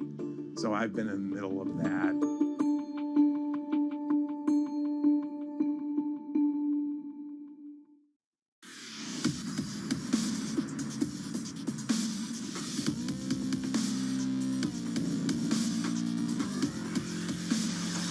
Bloomberg UK, your source for news and analysis covering the biggest challenges facing the UK government, economy, financial services, and markets. Tax cuts should not be the priority. It's about a credible plan for growth over the next 2-3 years. In this post-Brexit world, how do you see actually servicing your clients? It was disruptive, and it's going to have implications to how capital raising works. Now we're having the perfect storm in the UK. Watch Francine Lacqua Thursdays at 9:30 a.m. only on Bloomberg, your global business authority. In a multi-trillion-dollar industry, there's a lot of ground to cover. We indeed have a rally. We're talking a lot of dividends. We're talking income. We'll show you what's happening in ETFs like no one else. Bloomberg ETF IQ, Monday on Bloomberg.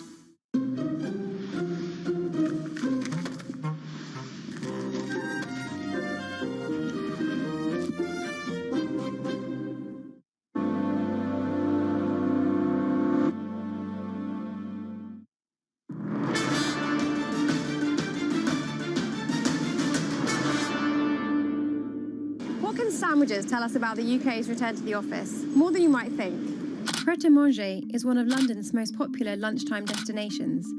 Since COVID, they've been feeling the squeeze in the city, which has not yet recovered. In August, transactions were 79% of pre-pandemic levels. Hybrid working means that people are staying at home for part of the week, mostly Mondays and Fridays. That means places like this, with 3 Prets within a 3-minute walk, just aren't selling as many sandwiches and coffees as they were before, and it's forcing the chain to change its approach. Business is booming at London airports, with transactions up 54% on pre-COVID levels in August. Pret is also eyeing expansion in Essex, Cambridgeshire and Yorkshire, as well as motorway service stations, with a drive-through option in the works. Pret is also no stranger to inflation. Over the last 2 years, this tuna baguette has risen from $2.99 to $4.25 today. This leaves Pret more vulnerable to competition, including from supermarkets with their own high-end sandwich offerings. Bloomberg 7 Meetings reporting on Pret, and the CEO joins me now. It is Pano Christo joining us for an exclusive conversation. Pano, good to see you this morning. I am a loyal, avid customer and fan of all of your products, but I haven't seen a carbohydrate since 1995. Now, let's get into it. You're going to go head-to-head with Goldman Sachs, who want people back 5 days a week. You've got government and tech. Do you think we'll ever go back, Pano? Do you think you'll ever get back to pre-COVID levels in the city in terms of business? Good morning. Good morning. My honest opinion is no. I think hybrid working is here to stay. I do think that people are slowly moving back to the offices more so, but I think employers are trying to be much more flexible with their employees today. And I think from our perspective, you know, as a business, we have to evolve based on customer needs. So that's what Pret has been aiming to do. And, you know, with the launch of Club Pret, which was a coffee subscription back in 2020, that was the idea behind that. We'll come to that loyalty in a moment, because I think that's very much to do with trying to make sure that you're going head-to-head and retaining that. But I want to know about the strategy going forward, because the ambition is to expand in the shires, expand in cities outside of London. But the question that goes through my mind is, are you going to close locations inside London to redeploy capital elsewhere? So we have closed some stores in London over the last couple of years. I don't envisage that will be any more. I think we are growing. Actually, this year will be the first time we're opening more stores outside of the UK than inside of the UK. And yes, we are growing significantly faster outside of London than inside London. But I don't see us closing more stores. At the end of every year, we do look at our real estate portfolio as leases come up and take calls. But I think where we've got to now is a good sweet spot. And we now have more stores across the UK than we had before COVID. Where's going to be your biggest growth area? You're very popular here in Dubai. Where's going to be the biggest international growth strategy point? I'm really excited about our expansion in India. We've opened in India this year in Mumbai and Delhi. So we'll be opening our 4th location in Delhi this week. So I think India is a very exciting opportunity for us. But I think we've got lots of opportunities to grow across the world. I think the brand seems to travel well across geographies. We're in the Americas, across Europe and Asia now. I got to say, it is comfortable. I was both here, London, and New York in the space of a week, and picking up a similar product across the world is very appealing. Where are we with? We're trying to debate whether inflation is really running down, whether we are in a disinflation. I know you'll say to me, man, salmon's up 50%, my lecky is up 300%, and my tuna is up. But are you seeing any signs of disinflation, inflation significantly rolling off the top? Well, I think we have started to see it ease. I think my bigger concern is mortgages, and as people come off fixed rate mortgages, that impact to their spending. So I think you'll see that play out over the next couple of years. So I think that's where I see inflation will be dropping. I think as people's mortgage payments increase, I think that may make it even more challenging for our consumers. I mean, here's the thing. How are you going to deal with that? We've got the stats. Your tuna baguette's up 42%. A couple of other products are up 40-odd%. You'll say energy, salmon, and pay are up. But do you think that you're going to have to meet and match that disinflation and the mortgage squeeze with cutting prices? Well, I think, we always try to stay competitive. We look at what the competition's doing, and we're not going to price ourselves out of the market. We're going to ensure that we have the best value possible for our customers for the products that we sell. Our ingredients are very high quality. I think we have the highest quality sandwiches and baguettes on the market. We have no intention to reduce the quality of our ingredients, our portion sizes. If anything, every year we look to increase the quality of our ingredients. So I think we will watch the market very closely and look to see how we ensure that we have the greatest value for our customers, whether it's holding prices. It wouldn't be the first time we have dropped prices on products if things do kind of fall back. So I think we are just watching things week by week, month by month. Let's push you on the prospect of an IPO. Goodness knows London needs one. They need something back from New York. Are you actively lobbying JAB? Are you in active conversation about the probability of an IPO? Is it on the slate? No, listen, JAB are wonderful owners to Pret. They are long-term investors. They're not like your traditional private equity firm. They want to be part of Pret's growth for the next 10 to 20 years or so.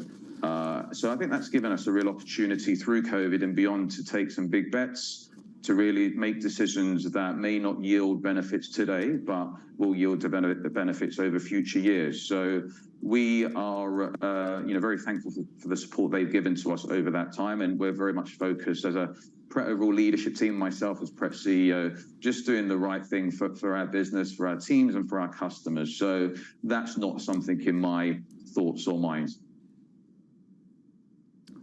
That's disappointing now, but make sure you come back and tell me when you shift on that and when and when they shift on that. You can always feel, you can open your heart to us. That is Pano Christo, the CEO over at Pret a Manger, with the very latest on your average price of a baguette and the risk when you come off your fixed rate mortgage, the reality check for the consumer in the UK. Bloomberg Economics says the UK is heading for a recession. We'll ask our man from the Eco team just exactly how brutal it can be on Bloomberg.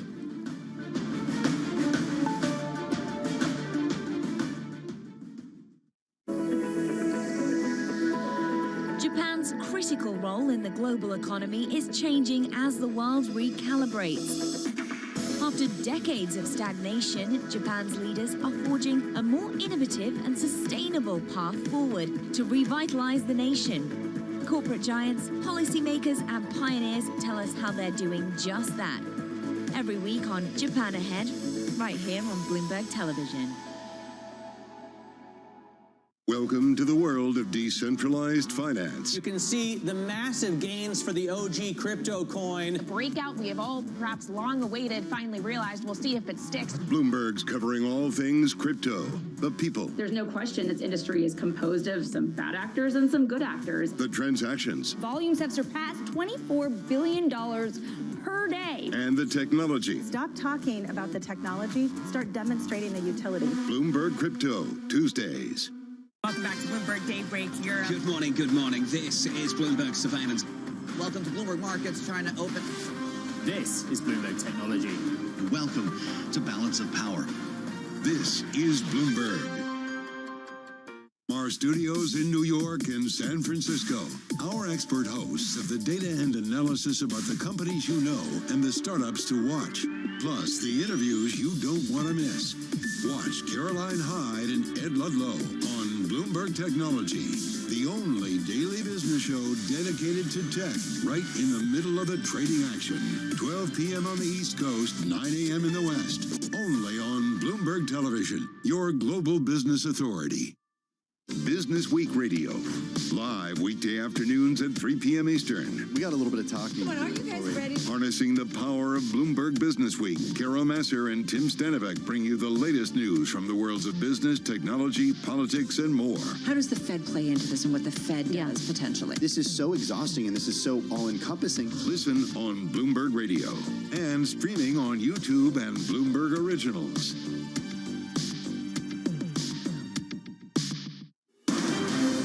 Of politics to the world of business. Every weekday at 5 p.m. Eastern Time, hosts Anne-Marie Hordern and Joe Matthew alongside Kaylee Lines deliver news, insight, and analysis live from Bloomberg's Washington headquarters. Get the latest from and about politics' biggest power players at the end of every trading day. Balance of Power, every weekday at 5 p.m. Eastern Time, only on Bloomberg, your global business authority. Dan Hansen is our senior UK economist. He joins me now. Dan, we've just had two CEOs, Standard Chartered and the Pret CEO, worried about the UK. Standard Chartered call a recession. How bad or how soft will this recession be that they see coming down the pike? Yeah, it's a really good question, and morning, Manus. So I think, look, we had this very bad PMI data yesterday, and it's sort of signalling a contraction in the economy in the third quarter. We've been of the view for a while that the economy will enter a recession, essentially on the back of this massive tightening cycle the Bank of England's undertaken. We think it will occur a little bit later than the PMI suggests, so maybe not the third quarter, but possibly the fourth quarter. That's when it will start. And our broad view is that it will be relatively shallow, actually, relative to history. It's going to be a relatively shallow recession, peak to trough fall of about 1% of GDP. Dan, thank you very much. Short and sweet and to the point. It was the CEOs what done you in. They robbed you of your time. We'll be back to you soon. Kriti Gupta is up next from New York. Tom McKenzie at London HQ. Right here on Bloomberg.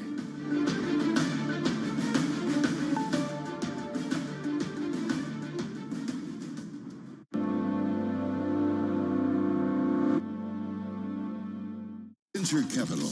It's been volatile. From bank crisis anxiety to AI exuberance, Caroline Hyde and Ed Ludlow chat with the biggest names about the latest tech trends. Is AI going to dominate the earnings narrative for this sector this week? I think we're seeing opportunity and potential platform shift that we haven't seen in a long time. If you're a company today and you're not embracing the changes that are taking place with AI, you're going to be behind. How do you prove to the investor base that you haven't just tacked on AI to make yourself sexy? It's very hard to differentiate if you're not experienced with AI. The startup stories. We think this is a watershed moment for technology. Certain categories are more exciting than others.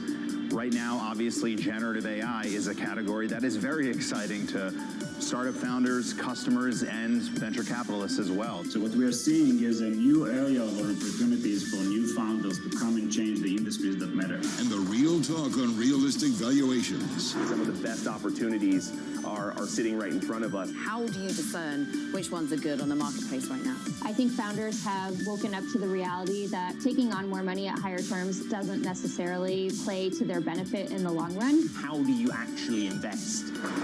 Follow the VC money on Bloomberg Technology, the only daily business show dedicated to tech right in the middle of the trading action. 12 p.m. on the East Coast, 9 a.m. in the West, only on Bloomberg Television. Bloomberg UK, your source for news and analysis covering the biggest challenges facing the UK government, economy, financial services, and markets. Tax cuts should not be the priority. It's about a credible plan for growth over the next 2-3 years. In this post-Brexit world, how do you see actually servicing your clients? It was disruptive, and it's going to have implications to how capital raising works. Now we're having the perfect storm in the UK. Watch Francine Lacqua Thursdays at 9:30 a.m. only on Bloomberg, your global business authority. In a multi-trillion-dollar industry, there's a lot of ground to cover. We indeed have a rally. We're talking a lot of dividends. We're talking income. We'll show you what's happening in ETFs like no one else. Bloomberg ETF IQ, Monday on Bloomberg.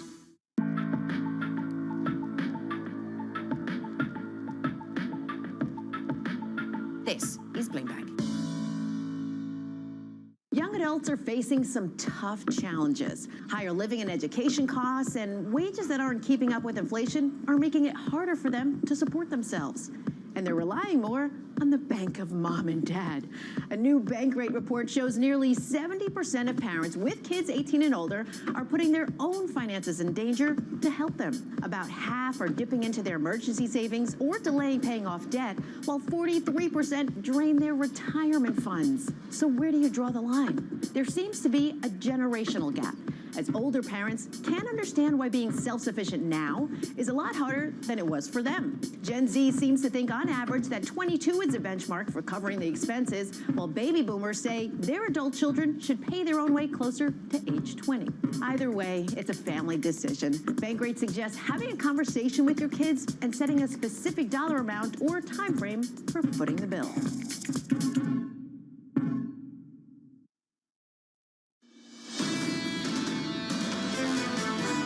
This is Bloomberg Surveillance Early Edition with Danny Berger and Kriti Gupta.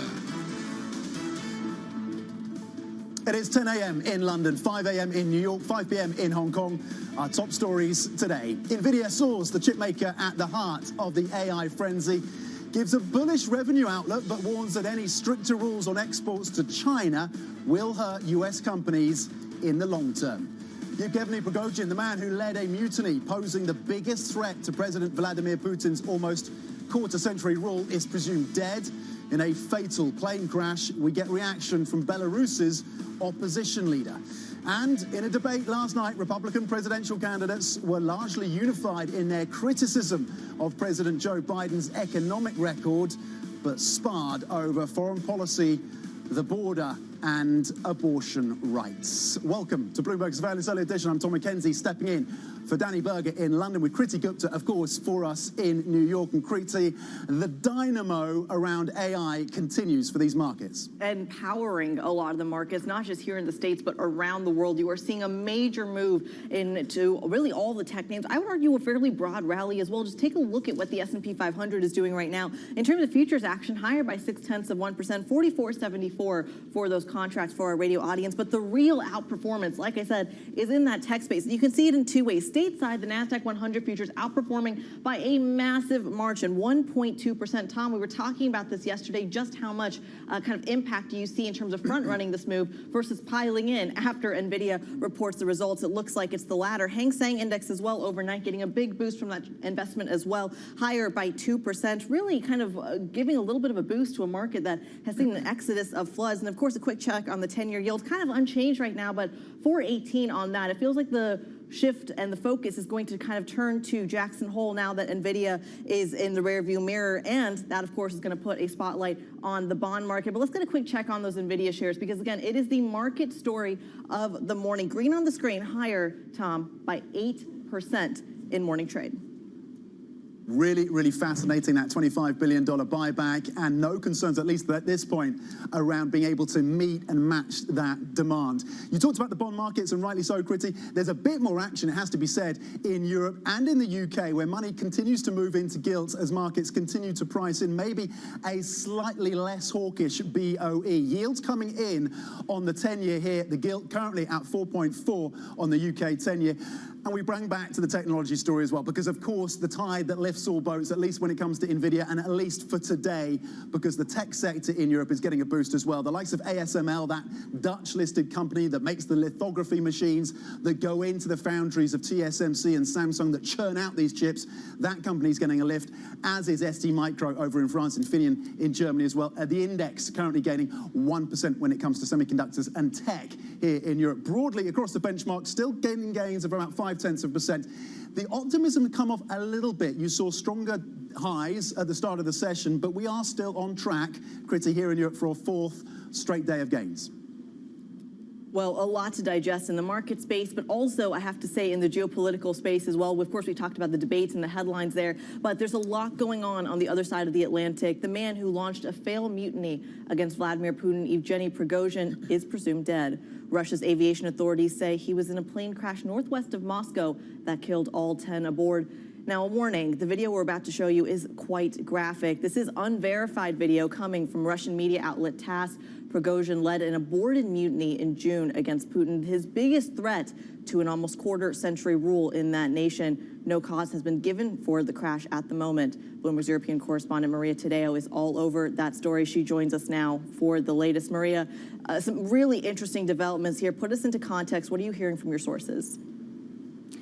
Well, Kriti, we should go back to yesterday in the afternoon. That's when the Russian Aviation Authority put out this alert that a plane had crashed going from Moscow to St. Petersburg. Then after, it was followed by further information that on the list of passengers, it appeared that Prigozhin was in it, and now he is presumed dead this morning. No reason has been given for this crash. It is being presented as a plane crash. An investigation will presumably take place. A black box has not been found for this. We should also note that Prigozhin himself, who is from St. Petersburg, he has both personal and commercial links to Moscow and St. Petersburg. It is not unusual for him to be flying on a private plane, but as I say, no comment yet on what led to this crash, and no comment from the Kremlin either. We should note, and again, not getting into too much of speculation, but we should note this, there is a history now and a proven track record of critics and individuals that went against Vladimir Putin and then ended in situations that resulted either in serious injury or, in this case, death. Maria, as we remember specifically from 2 months ago when the coup first happened, Prigozhin had this massive kind of notability for creating or kind of protecting Russia's interests outside of Russia. What happens to those operations? Look, that's a big question. Well, it is a big question. Also, we should point that in the 2 months that you alluded to when that coup, that insurrection happened, it ended with allegedly a deal that was cut between the Russian president, the head of Belarus, Alexander Lukashenko, and Prigozhin. It was understood that he would go to Belarus, head into exile, and that would forgive his life. That was in theory. 2 months later, of course, what we find is that he has died in a plane crash. Now, in terms of the operations for Wagner, we should also note that after the coup, it was made very clear by the Russian government that Wagner would cease to operate as it had, as a mercenary group, that it would be inserted into the Russian army. Again, there had been a very public power struggle between Wagner and the Russian army. It seems that in this case, it is the Russian army now that has been reinforced and won this power struggle. In terms of the operations of Wagner in Africa, that is also an interesting component here, because remember, just a few days ago, Prigozhin was pictured at a Russia-African leaders summit, and these operations, we should note that both the United States and the European Union say that Wagner has played a role in destabilizing countries in Africa through its military arm. Really fascinating, and as you say, the optics of seeing Prigozhin there with African leaders. And we're talking of today, of course, about BRICS and that summit there. We know that, of course, Putin couldn't travel because of the ICC, the potential arrest warrant, the international arrest warrant for the Russian leader. You, of course, are very well sourced when it comes to Ukraine. What is your sense from Ukraine as to the reaction there to these developments? Yes, and you know, one of the fundamental things here is that I don't believe they think this will change much in the situation on the ground in Ukraine, because, of course, we already know that in many ways Wagner was dismantled and that Prigozhin had been removed from the operational side of things in Ukraine. For them, it's more about the politics of this. They say, if you believe there was a deal and 2 months later he is dead, these are the same people, the same kind of Russian establishment that we're supposed to get around a table and negotiate a lasting peace deal that tells you everything you need to know. I think beyond that, when you look at the BRICS today, the optics of the summit, as you say, Vladimir Putin was supposed to go to South Africa. The BRICS takes the name after Russia. He was not able to go because of this international arrest warrant. Today, the BRICS extending invitations and saying they provide a way forward for other countries, but this is where we are today with Prigozhin presumed dead. And I think we're going to follow up with this. We've got a really important interview lined up that you've lined up for us, the Belarusian response to this, or at least one side of the Belarusian response to this, Maria. So I'll let you take it from here. Yeah, absolutely. Thank you so much, Tom. And now we are joined by Svetlana Tsikhanouskaya, who, of course, has been leading the Belarusian opposition now for years against Alexander Lukashenko. And Svetlana, I want to ask you just very frankly, when you heard the news yesterday, what was your initial reaction? Actually, it wasn't a surprise for me, because the death of Prigozhin exactly 2 months after his march on Moscow is a very clear signal from the Kremlin against its domestic enemies. It shouldn't come as a surprise to anyone, actually, because Putin's Russia behaves as a thug state where laws don't work, where everyone can be killed, I don't know, poisoned or blown up. And it's plausible that Putin will continue cleansing from any alternative voice, and Russia will become fully a totalitarian state with a cult of Putin. And can I follow up on this? I think you make it clear with the choice of words and language that you do not believe this was an accident. What you say is that the Kremlin's hand is behind this, and this was a message perhaps to the rest of Russian elites or potential opposition. Of course, it's not a mistake or accident for sure. It's a direct blow of Prigozhin. And Svetlana Tsikhanouskaya, obviously you have a track record now of opposing Alexander Lukashenko in Belarus. We should know that your husband is in prison and you had to flee the country for your life. I wonder, however, Alexander Lukashenko took a lot of credit for this deal. He said the reason why Prigozhin is here and Wagner has moved to Belarus is because I worked on this deal. It seems there is no deal. Prigozhin is dead. I wonder what kind of information, however, do you have about Wagner and this deal? Do you believe ultimately he was tricked to by Russia? I think that this case is a strong blow for Lukashenko. I think that he feels very fragile now because he is, in fact, was set up. He feels that he can be eliminated, same as Prigozhin, for example. The deal he reportedly broke didn't work out. So the death of Prigozhin destroys his image of a peacemaker and a deal broker who saved the Russian people. And his security guarantees were worthless. He was buying time for Putin to plan his revenge, actually. Can I ask you, as a follow-up to that then, do you believe Alexander Lukashenko has reasons to worry? And we should note again, Vladimir Putin provided support after that election, which the international community was rigged. And one of the reasons why Alexander Lukashenko is still in government is because of that support from Russia. Do you believe that today he walks up as a puppet leader, perhaps? Yeah, of course, Lukashenko now is on the leash to Putin. He's full accomplice to Putin, and he depends a lot on Putin's economical and political support. But again, this situation with Wagner, with Prigozhin, showed to Lukashenko that he's under threat again, and this situation can bring military forces of Belarus to deconsolidation, because they shouldn't be able to feel safe now.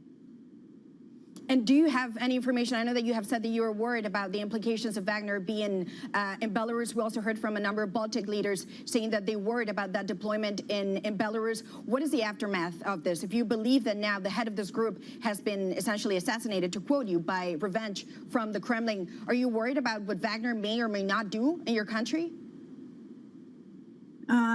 I think that this situation possible will weaken or even dismantle Wagner's in Belarus. And this is good news for our people and our neighbors, because we want every mercenary, Wagner mercenary, and every Russian soldier to leave our country.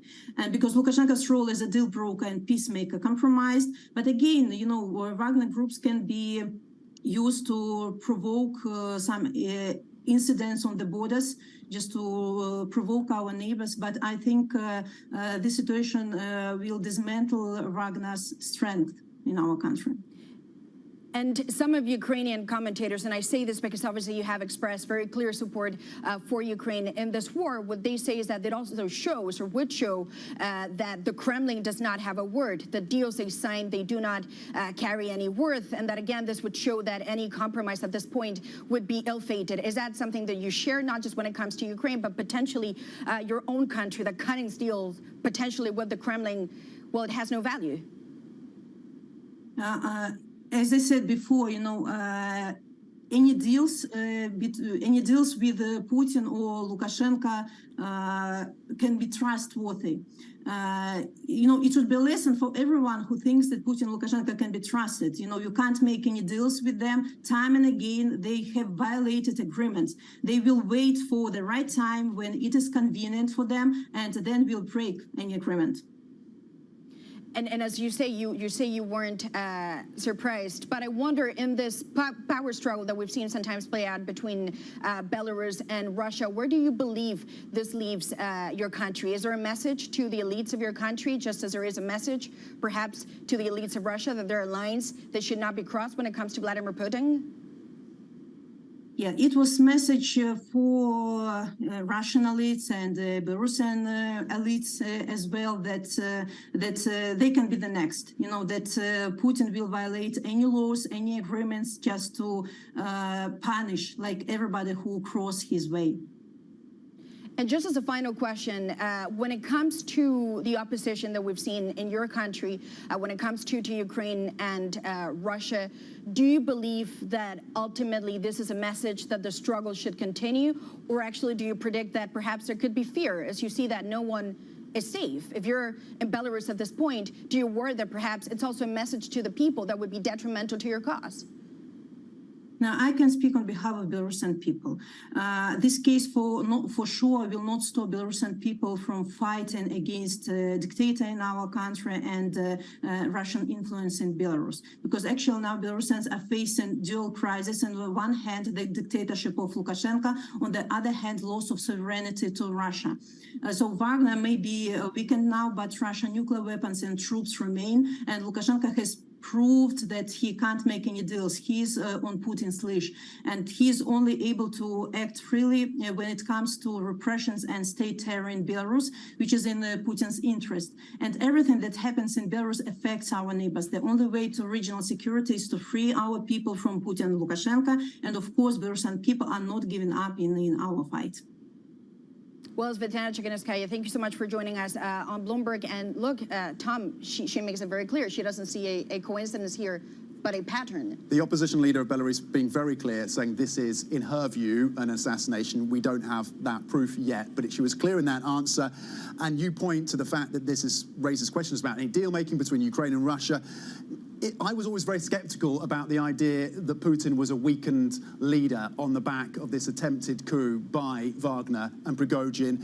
The reporting now from the team at Bloomberg, who have been quoting officials close to the Kremlin, saying this now shores up his leadership again. So maybe good news for Putin. I just think externally it looks very messy as well. I think officials in China, their partners, Russia's important partners in China, are going to be having their head in their hands because this is ugly, the way that this has all transpired. But at least for now, the reporting seems to suggest that this strengthens the hand of Putin. And it's happening on the day of the BRICS summit, which again, we go back to that because the optics do matter. You have the BRICS, Russia there not able to participate, but also we just saw from the BRICS leaders saying we provide perhaps an alternative to other countries. Well, today, it's not a rosy picture. Very fascinating in terms of the context, and a great interview. Maria Tadeo, of course, bring us all the latest on that and that interview with the opposition leader of Belarus, with their reaction to the death of, the reported death, of course, of the Wagner leader. Coming up, shares of Nvidia higher after a blowout forecast amid fresh warnings on risks from a potential sales ban to China. More on that next. And later this hour, we're going to catch up with Jane Foley, head of FX strategy at Rabobank. Plus, Republican candidates waging attacks on President Joe Biden's policies at the first presidential debate of the 2024 race. We'll discuss the key takeaways later this hour. Joe Biden has weakened America at home and abroad. The disastrous withdrawal from Afghanistan, their war on energy, runaway spending that launched the worst inflation in 40 years, a crisis at our southern border, an assault on our values and liberties, and the American people have had enough.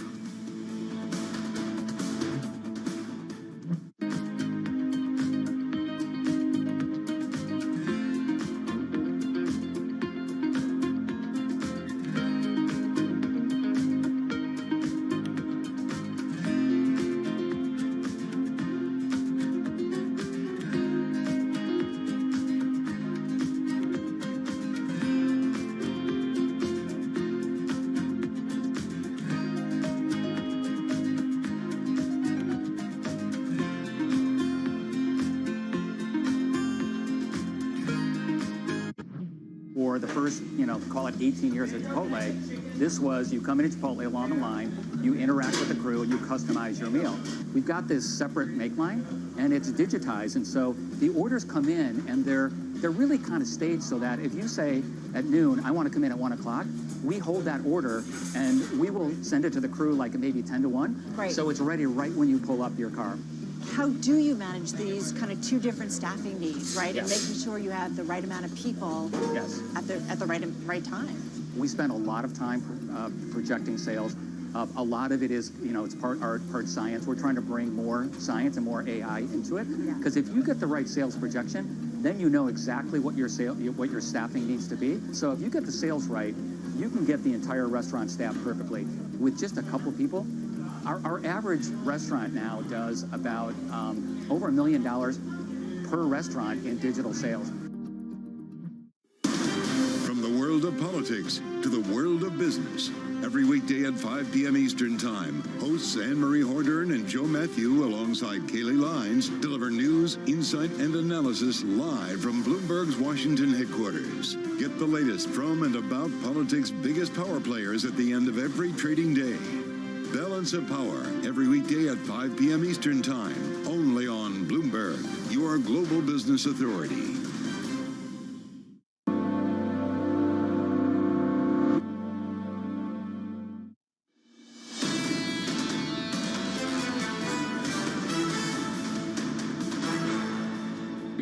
We are grateful to our BRICS colleagues who are actively involved in trying to end the situation in Ukraine and achieve a just settlement through peaceful means. Russian President Vladimir Putin speaking there over at the BRICS summit. Joining us now on the ground is Bloomberg's Jennifer Sabasaja. Jennifer, it's been a kind of tumultuous 24 hours for Russia at the moment. Talk to us about the on-the-ground conversation around the reported death of Evgeny Prigozhin. Yeah, Kriti, I mean, I can't help but say that it was the talk of this morning, talking about Prigozhin's presumed death. But, we didn't hear much from the leaders, particularly about this, just given sort of the complications of that situation and also what is happening on the ground, though. But we did hear from Russian President Vladimir Putin. Of course, he's not here in person, but he did speak virtually. As Maria was alluding to, he really doubled down on his idea and his hope that Russia plans to deepen its collaboration and its partnership with the African continent. He touched on the fact that Russia is in discussions with a number of African countries to support food security and to find a resolution to, of course, the grain deal that they pulled out of, but nothing specifically on the crash that we saw and was reported yesterday. But we did hear from Vladimir Putin for the first time since that was reported here on the ground at BRICS. And Jen, BRICS extending the invite to other countries, Saudi Arabia, Egypt, and others. Talk to us about the expansion. Yes, Tom, this was really what we were all waiting to hear, and we did actually get all 5 leaders in the room earlier today talking about the official list of new members. So you mentioned a few of them. The official 6 members that were added, we have Iran, Argentina, Saudi Arabia, the UAE, Egypt, and also Ethiopia. And so this was a bit of a surprise to get this because we heard there were a lot of negotiations about what other countries were added. We heard from Jim O'Neill earlier in the week talking about just how big a deal it would be to add Saudi. Now we see 5 other countries added, and the leaders are still just talking about how significant this is going to be potentially, and what they're all talking about is a multipolar world. And what they said is that they're open to adding more members. So they agreed on whatever the consent, or they have a consensus on the criteria for what it is to become a member of BRICS.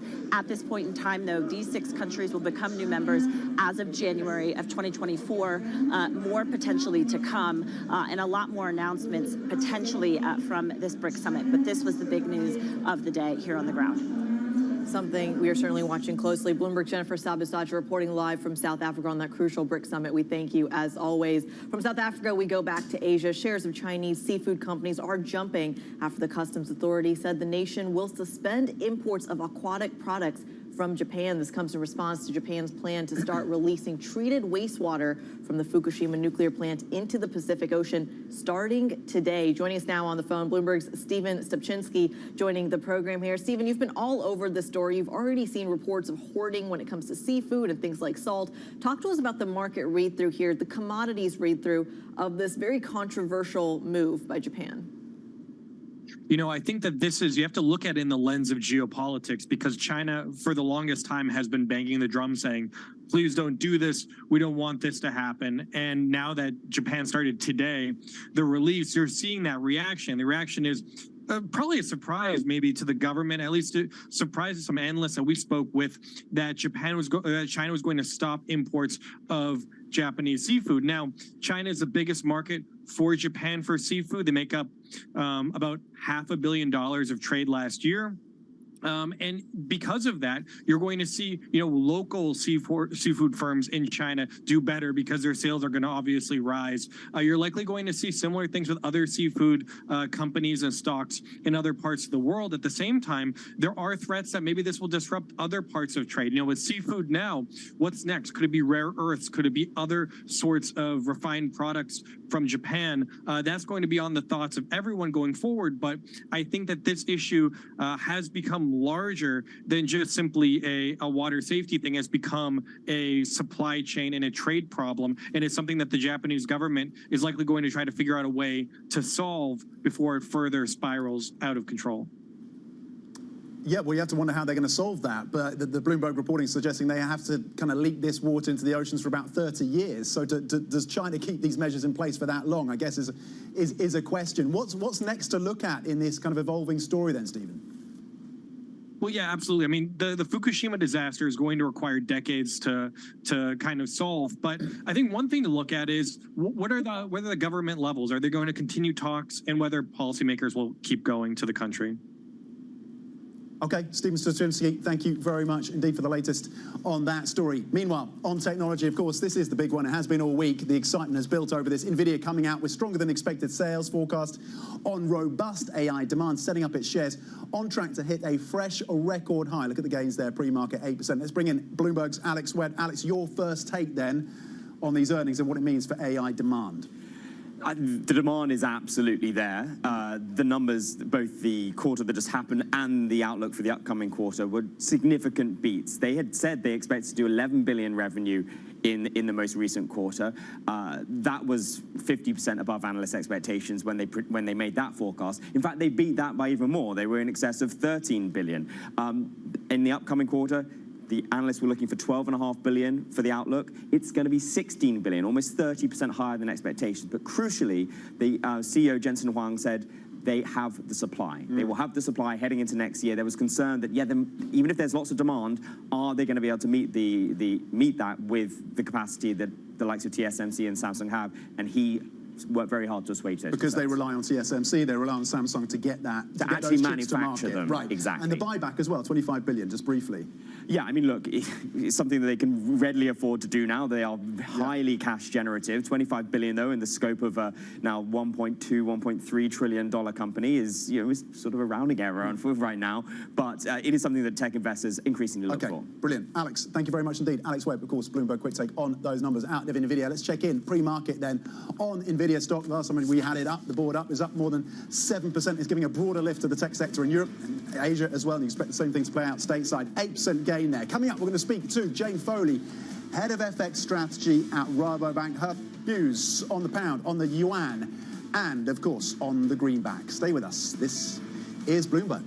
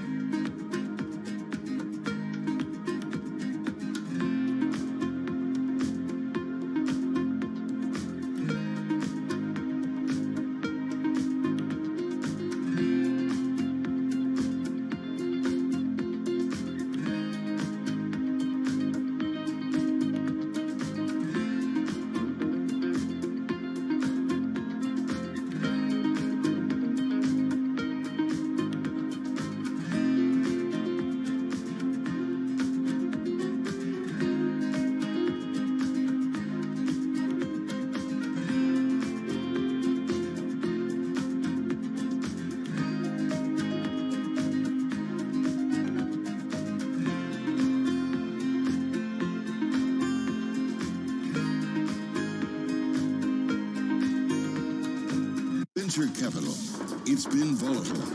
From bank crisis anxiety to AI exuberance, Caroline Hyde and Ed Ludlow chat with the biggest names about the latest tech trends. Is AI going to dominate the earnings narrative for this sector this week? I think we're seeing opportunity and potential platform shift that we haven't seen in a long time. If you're a company today and you're not embracing the changes that are taking place with AI, you're going to be behind. How do you prove to the investor base that you haven't just tacked on AI to make yourself sexy? It's very hard to differentiate if you're not experienced with AI. The startup stories. We think this is a watershed moment for technology. Certain categories are more exciting than others. Right now, obviously, generative AI is a category that is very exciting to startup founders, customers, and venture capitalists as well. So what we are seeing is a new area of opportunities for new founders to come and change the industries that matter. And the real talk on realistic valuations. Some of the best opportunities are sitting right in front of us. How do you discern which ones are good on the marketplace right now? I think founders have woken up to the reality that taking on more money at higher terms doesn't necessarily play to their benefit in the long run. How do you actually invest? Follow the VC money on Bloomberg Technology, the only daily business show dedicated to tech right in the middle of the trading action. 12 p.m. on the East Coast, 9 a.m. in the West, only on Bloomberg Television. BSO Now is your online home for weekly Boston Symphony Orchestra and Boston Pops performances. See new concerts that go behind the scenes, plus acclaimed archival concerts. Visit bso.org/now, where the music plays on. BSO season sponsor, Bank of America.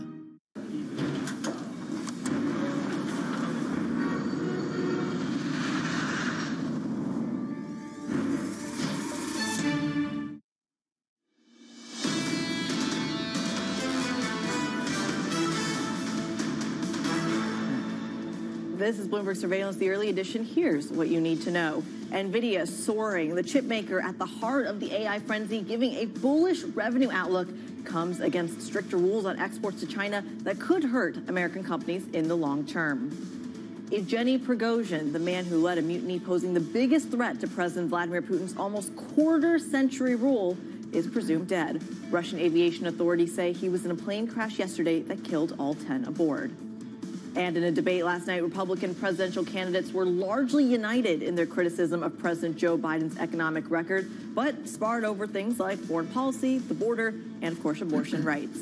I'm Kriti Gupta in New York with Tom McKenzie stepping in for Danny Berger in London. Tom, there's a lot to digest in the geopolitical context, but I got to say, NVIDIA changing these markets.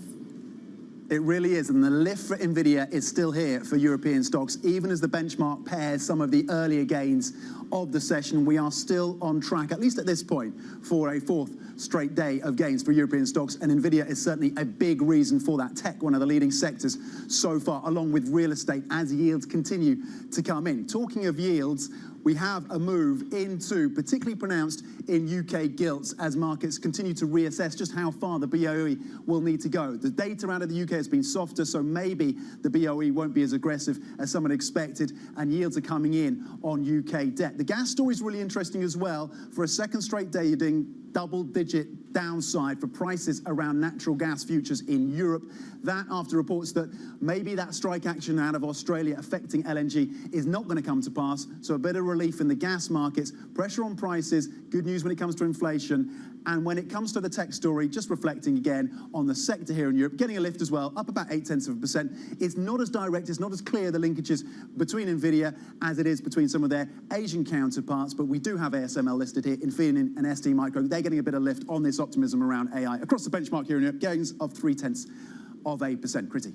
Yeah, that green on the screen really translating into a global story. And I think you really saw this last night, the minute that futures opened at about 6 p.m. Futures higher now by about 0.4%, 44.66. But Tom, you said it, the outperformance is in the tech sector. You can see that in two ways. In the NASDAQ 100 futures, higher by 1%. Although I will say, in the last 30 minutes or so, you have seen some of those gains paired a little bit. So I wonder how much of the focus is shifting to the Jackson Hole story, and how much of the focus, by the way, is simply pairing a lot of those gains. Remember, a lot of folks had front run the rally you are now seeing. The Hang Seng as well hopping on that boat, closing at about 2% of a rally, given that you have seen this massive exodus from that Chinese index. But again, when tech is in vogue, this is an index that outperforms, and today is no different, given really the entire world's equity market is in the green. The 10-year yield also worth checking, kind of unchanged on the day, but again, that is the wait and see approach for you when it comes to what we're going to hear from Jackson Hole. 418 on that yield, Tom.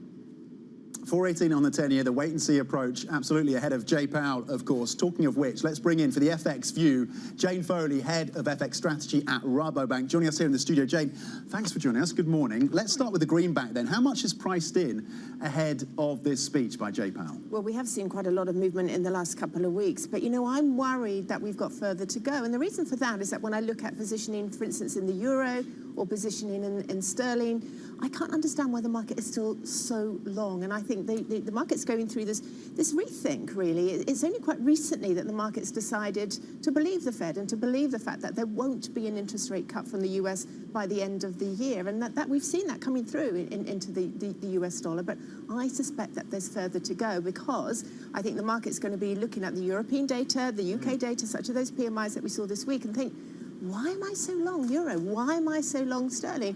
Maybe I should rethink my dollar positions. That's interesting. Euro dollar, to your point, it's gone from what, 112 mid-July to kind of 108 today. Do you want to fade that kind of move from the euro? I think we've got further to go. It may not be totally straight line, but I mean, our 3-month call for a while now has been 108, so we were a little bit wrong for a while, but now, you know, it's coming in line. And that is because, you know, if we look, for instance, just at the European data, there's a lot of weakness in Germany.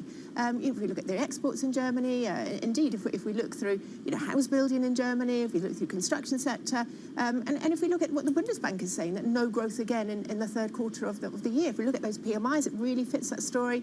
And yet the market is positioned long. And now the market's going through this rethink about what the ECB can or may not do. And in fact, if we come to September, the market's beginning to think, oh, are they going to be able to hike interest rates in September? Is the economy already slowing enough? So I think there's a rethink still processing its way through the foreign exchange markets. Jane, it's interesting that you mentioned it as a rethink, because I would argue, for at least from this side of the Atlantic, it feels like the concept of recession has been completely thrown out the window, at least for the U.S. I want to argue for the rest of the year, but also in 2024, potentially, just given the resilience of the economy. You've seen some pretty interesting resilience in the U.K. and the EU as well, but I'm wondering to what extent the pain or the pullback you're now seeing specifically in the U.K. serves as some sort of canary in the coal mine for these other regions. You know, I think you're right about the resilience. We can certainly talk about resilience in the UK market, but it's resilient compared with what was in the price at the end of last year. So, for instance, the Bank of England at the end of last year was forecasting a 5-quarter recession. Now, we haven't had that recession in the UK, and therefore the market, you know, started to build up its long sterling positions on that relief factor. But what have we got? Well, we've got stagnation. We've got high levels of CPI inflation, and we've got very low levels of growth. So there's not a lot to celebrate. So, you know, it's better than expected, more resilient than expected, certainly. Is it good data that we're seeing for the UK? Well, no. And actually, you can apply the same logic, really, the same sort of reasoning to Germany. Yes, it's much better than we thought we would be. This time last year, we were so worried about those high gas prices. We thought, you know, we were talking about deindustrialization for Germany, for instance. Then that seemed to go away at the end of the year as gas prices, you know, came off their highs. But actually, we're not looking at good data, and yet the market has these very long positions. Whereas in the US, the market is not long, and we're talking about far greater levels of resilience and better levels of growth. Well, Jane, speaking of that resilience versus recovery debate, let's talk a little bit about these cross-asset correlations in the coming months as we get closer and closer to the winter. Does the pound, does the euro specifically start to get a little bit more exposed, perhaps, to what you're seeing in the commodity market, the natural gas volatility that you're seeing? Does it have a read-through into the FX market? Well, it certainly could. I mean, you know, we are looking at oil prices that have been, you know, bubbling a little bit higher in the last couple of months. Now, of course, we've got, you know, the China headwinds, and the China headwinds could probably keep a lot of commodity prices a bit lower, and certainly food prices are lower again this year too. But in terms of, you know, slow down risks, if we're talking about, you know, China's slowing down. Yes, that's going to spread through the commodity trade angle into many EM. It will spread into Germany through that trade route too. The US is far more resilient because the US is a relatively closed economy, so it's not going to get those sorts of headwinds again. So Europe will be feeling those sorts of headwinds more than certainly the US. You're painting a picture of a very divergent world in terms of these major economies, and you touch on China, and rightly so, the linkages with Europe. I wonder, we've seen consistently this week, Jane, the fixing coming in stronger from the PBOC. Are they fighting a losing battle? Yes, I would say so. But perhaps that's the wrong way to look at it because, you know, they are fighting a battle and you could say that they have had some measure of success. I think what they're trying to do is not necessarily turn that currency pair around, but to slow the pace of depreciation. In fact, I would say that's probably all that they can hope for at this stage. I mean, if we look back, you know, through the decades and we look at, maybe we look at, say, dollar yen and intervention, say, in the Clinton years when there was quite a bit of it. With the beauty of hindsight, when we look back at intervention, we can only say, oh yeah, it was successful in turning around if the fundamentals, with hindsight, were also turning around too. And there's nothing... You needed that correlation. You needed that correlation. If we look at the data coming out of China right now, you know, who can say, oh yeah, you know, it deserves a stronger renminbi? We can't say that. The data is too weak, and therefore I think all they're trying to do is just slow the pace of depreciation. Jane, a final question to you here. We're, of course, coming up on the comments we're going to hear out of Jackson Hole from Chairman Powell. What kind of market reaction do you expect on the back of that? Well, of course, the market has been talking quite a while now about the higher for longer sort of themes. But, you know, the title, the word structural is in that title. And I think that's the interesting thing. Are those central bankers going to be talking about another decade or two whereby we have structurally higher levels of inflation? Because if they are talking about that, and I think there's very good reason to have those sorts of debates, are they actually implying that, you know, 2% inflation targets may not be that appropriate? Maybe we should be starting to think about 3% inflation targets, because if we do have persistently high levels of core inflation for the next 2, 3, 4 years, that is going to be a big topic for the next decade or so, whether those inflation targets are slightly inappropriate. It keeps reminding me of that call the Bank of America made of whether we are in a 5% world now, kind of pulling back from the ultra-low interest rate environment that we've seen in the last decade or so. Rabobank's Jane Foley joining us on the program. We thank you, as always. And we go from monetary policy to at least fiscal policy. That was one of the topics that came up last night when Republican presidential contenders faced off in their first debate of the primary season, minus frontrunner Donald Trump. We've got the key takeaways from the debate next. Stick with us. This is Bloomberg.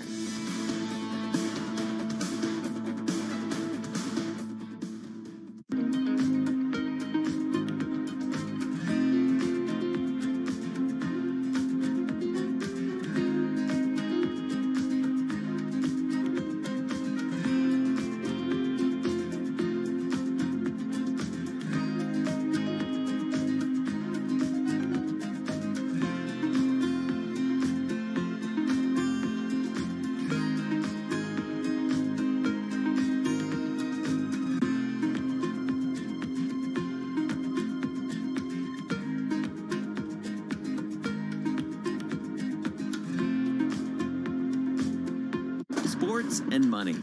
They've always gone together. But never before have sports been so massively influential and as lucrative as they are today. NFL, NBA, none of them were what they are today when they were born. There's leagues that are being thought of and built every day. New teams, new leagues, new business models, even entirely new sports. I never in a million years would have thought this is what my life would be like. We set out to find what's happening and what's about to happen at the nexus of business, sports, and culture. Getting involved from a business perspective was something that was very natural and an easy transition for me. From the pickleball courts of Arizona, to the kabaddi tournaments in India, to the cornhole boards at your local tailgate. This is what's next in sports.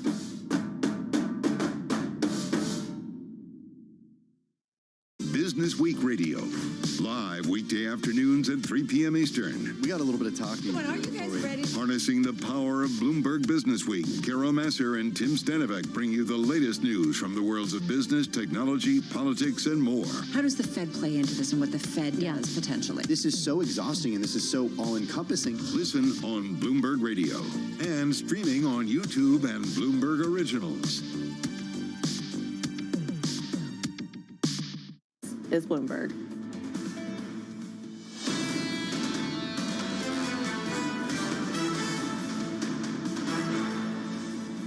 Joe Biden's Bidenomics has led to the loss of $10,000 of spending power for the average family.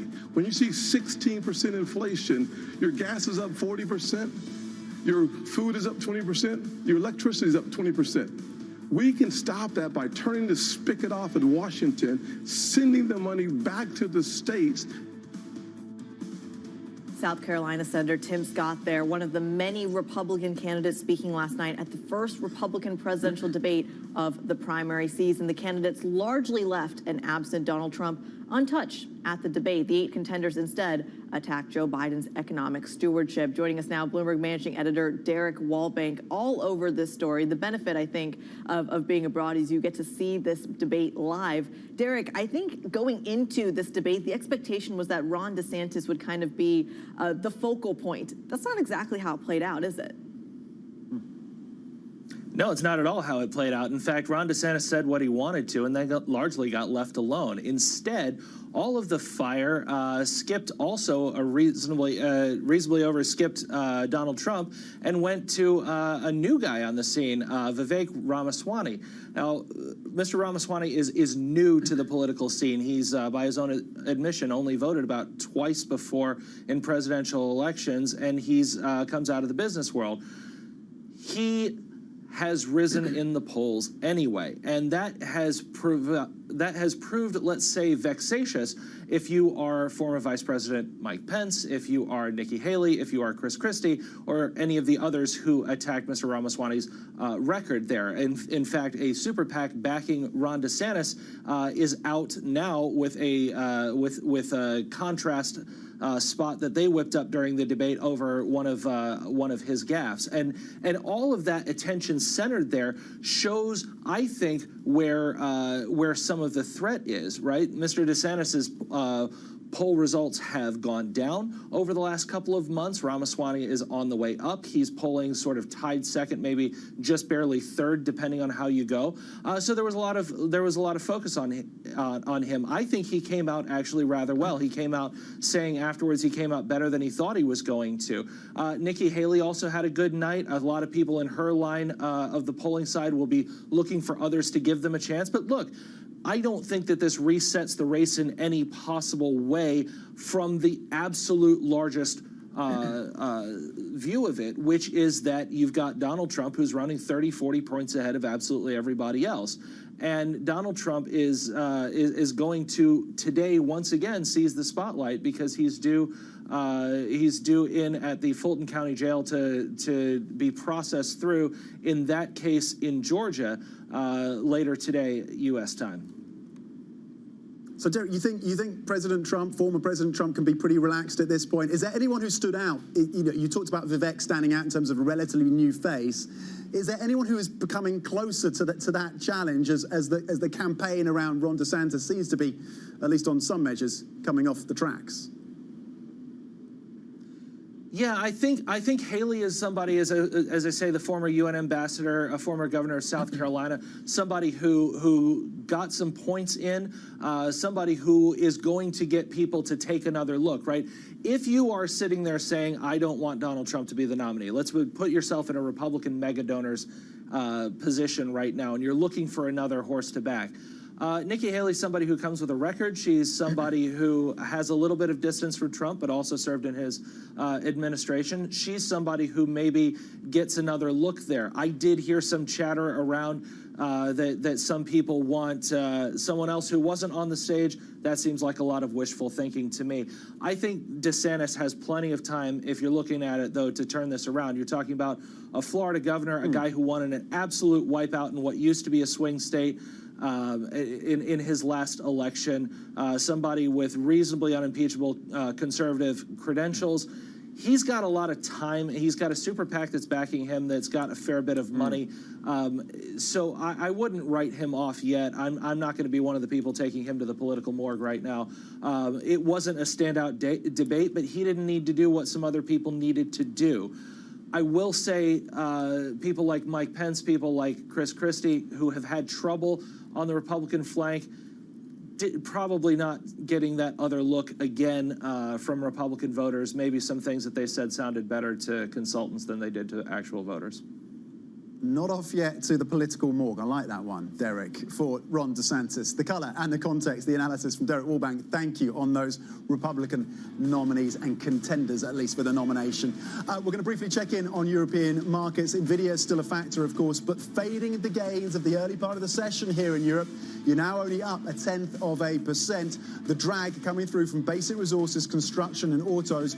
Real estate is the lead sector. Again, you're just 1%. Technology, that lift for Nvidia has faded as a sector, gaining just 0.6%. Talking of Nvidia, shares there continuing its rally after the second quarter earnings show strong chip demand, of course. We're going to dig deeper with the analysis from Bloomberg Intelligence. That is coming up. This is Bloomberg.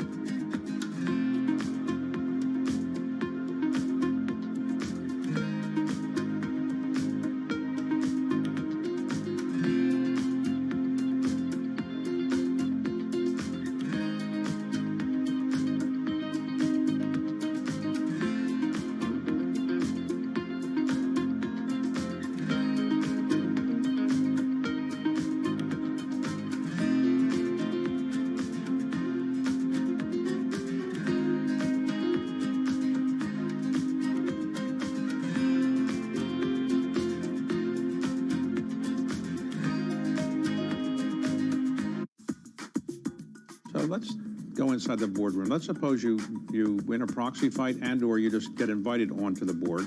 You go to your first board meeting, and you're the person who's saying you can fix this company, and all of the others on the board of directors are saying, well, we're doing pretty well.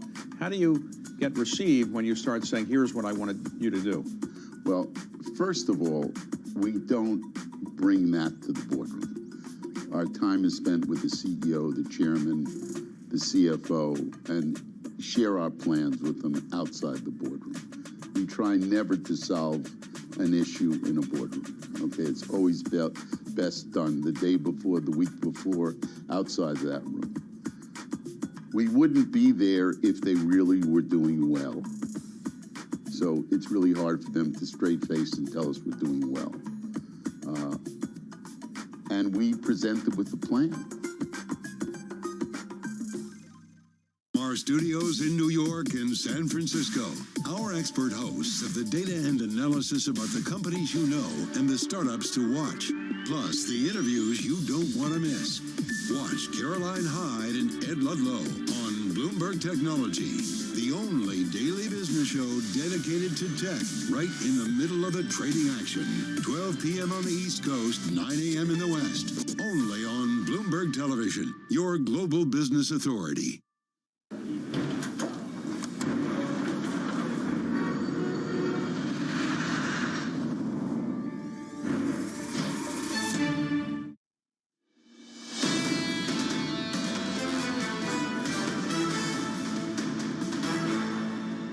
This is Bloomberg Surveillance, the early edition. I'm Kriti Gupta in New York with Tom McKenzie in London. Let's take a quick look at what's ahead today. Jackson Hole Economic Symposium kicking off in Wyoming. Plus, of course, U.S. initial jobless claims coming in at 8:30 a.m. Eastern Time, followed by Fed Speak from Boston Fed President Susan Collins over at 11:15, and retail earnings on deck with Nordstrom and Gap scheduled to report after the U.S. market closed. Plenty of fodder for the bond market, plenty of fodder for the stock market, in addition to processing some of the stuff we've got out of NVIDIA. Tom. We have to go back there, don't we? We can't move on to Jay Powell quite yet. NVIDIA still dominating the conversation, still dominating many of these moves across these markets. Shares for the company then set for a fresh record high after the chipmaker gave a revenue forecast that was much stronger than expected. Matt Bloxham from Bloomberg Intelligence joins us on set. And Matt, yesterday you flagged to us the potential vulnerability around the ability for this company to match the demand with supply. You said you need to watch for this when the earnings come out. Are you convinced that they're okay on the supply front when demand remains so red hot? Well, certainly the company's convinced, obviously that they outsource their supply, and there was a very clear message on the call yesterday that they're confident that supply will continue to expand quarter over quarter for the next, maybe 6-12 months. So the company's very confident that this kind of huge demand they're seeing from cloud service providers to upgrade their infrastructure for these AI chips can be met. So yeah, encouraging signs yesterday, and I think we saw that in the market reaction. Matt, the problem with getting an A++ on any sort of report card is just how long you can sustain it. I know if I brought an A++ one quarter and then A- the next quarter, my parents would have had it out with me. What happens when NVIDIA ultimately can't make an A++ earnings report? Well, I guess that's going to be, if and when that comes, that time comes, I guess it's going to be, the focus is going to shift, like we've seen, for example, with something like Amazon or even Google and Meta, to the cost side. And that's kind of, as a management team, you have to be kind of carefully managing that transition so that even if your top line's slowing, from a growth perspective, your earnings growth can be sustained. I think, honestly, we're quite some way from that being a challenge that NVIDIA has to think about. We heard yesterday them talk about a $1 trillion cloud market opportunity, and that maybe annually about $250 billion of that is getting upgraded. That's the size of the data center market that potentially needs to shift to this new accelerated computing environment, as they describe it. Matt, do you worry about their inability to fully access the China market? I mean, it's definitely a concern, huge market. I think most investors will probably be factoring into their outlook for the company that it's never going to live up to the full potential that it could because of the geopolitical tensions. I think directionally they're only going to get tougher rather than looser. So I think there is an issue there in terms of the total addressable market for NVIDIA, but there's way enough demand in the rest of the world for them to kind of continue to grow at a very healthy rate. Yeah, a surprise for the markets, and I'm sure for a lot of their investors as well. Bloomberg Intelligence's Matt Bloxham all over that story.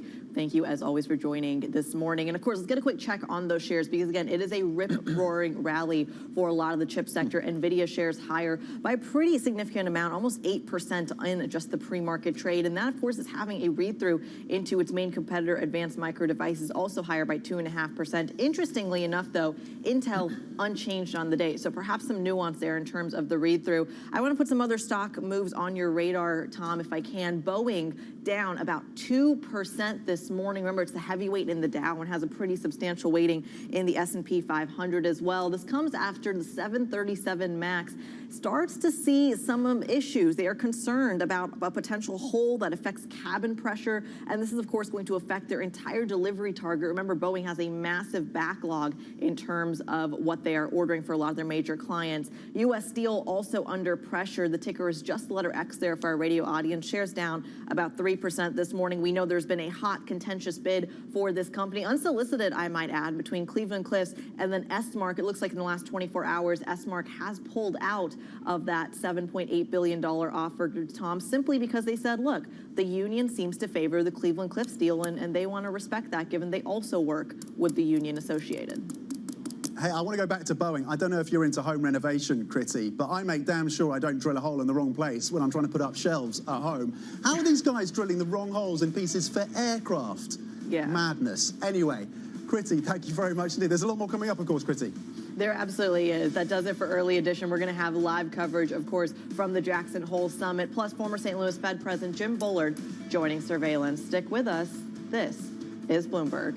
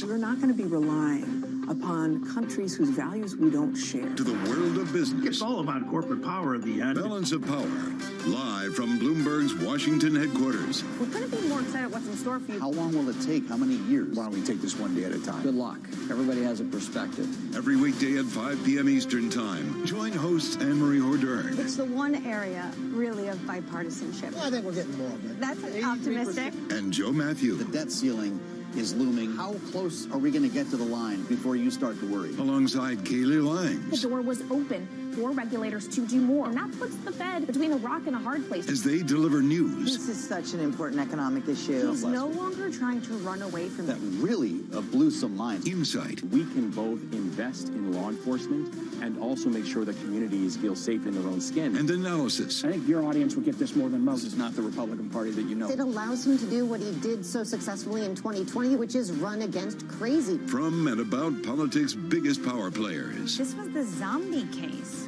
and it's now more than well alive. That's for sure. With two more potentially to come. I'm willing to have this battle. It is vitally important. This is the intersection of Washington and Wall Street. Bringing people directly to the decision makers Right. that impact your investments and your life. Balance of Power, every weekday at 5 p.m. Eastern, only on Bloomberg, your global business authority.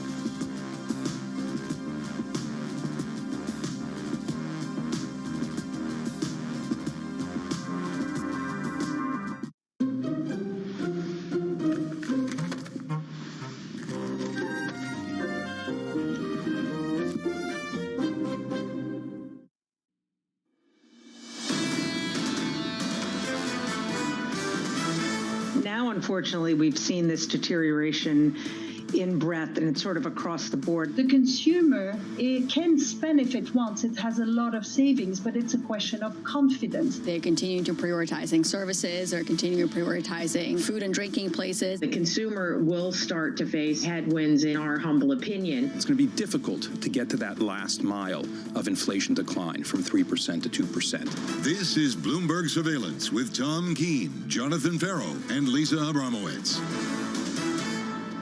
From New York City, for our audience worldwide, this is Bloomberg Surveillance. I am Matt Miller alongside Damian Sassower and Gina Martin Adams.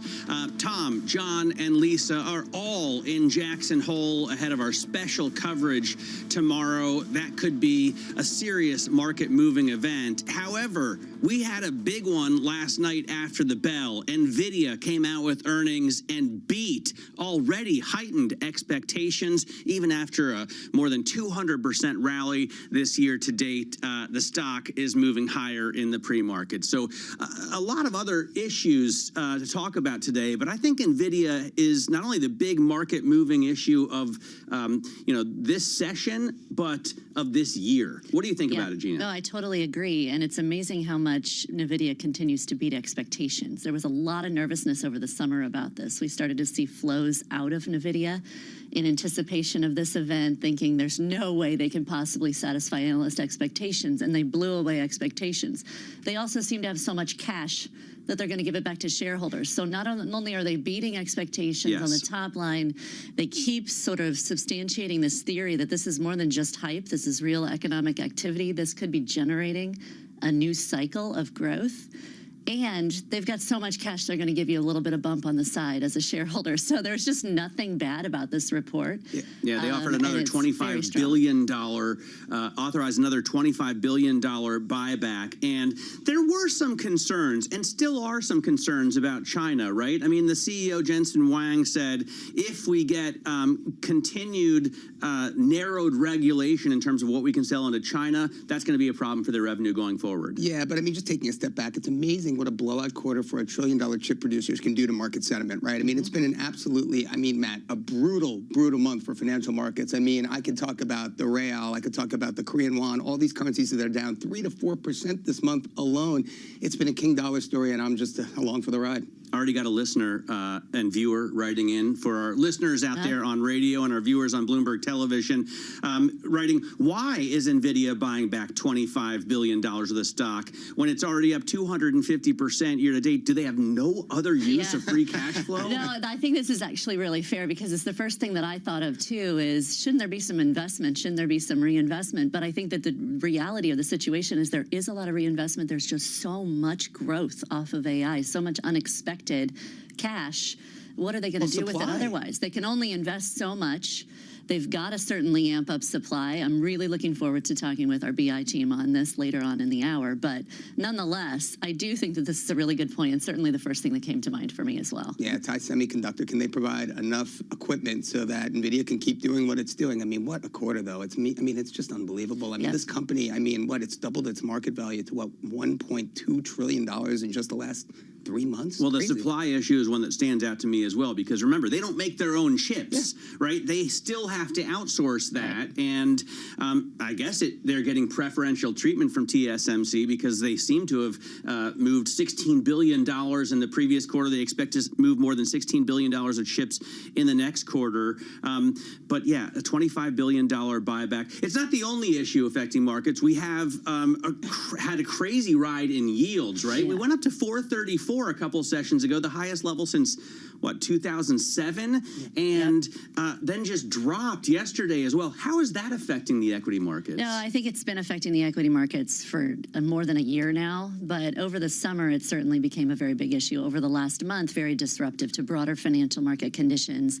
Equity markets certainly running in some degree of fear to what's going to happen with yields. But underlying what's happening in yields is this earnings recovery story. And NVIDIA is not the only company that's producing an earnings recovery here. We've got a broad-based earnings recovery in the S&P 500 going on, and that's creating some offset to a lot of fear continuing to emanate out of the bond market. And look, if you're at this point in time, this major critical inflection point in bonds, where suddenly you've moved into a bear market in bonds, that's creating a very different investing climate for equities than we've become accustomed to. For the last 40 years, we've been in a bull market.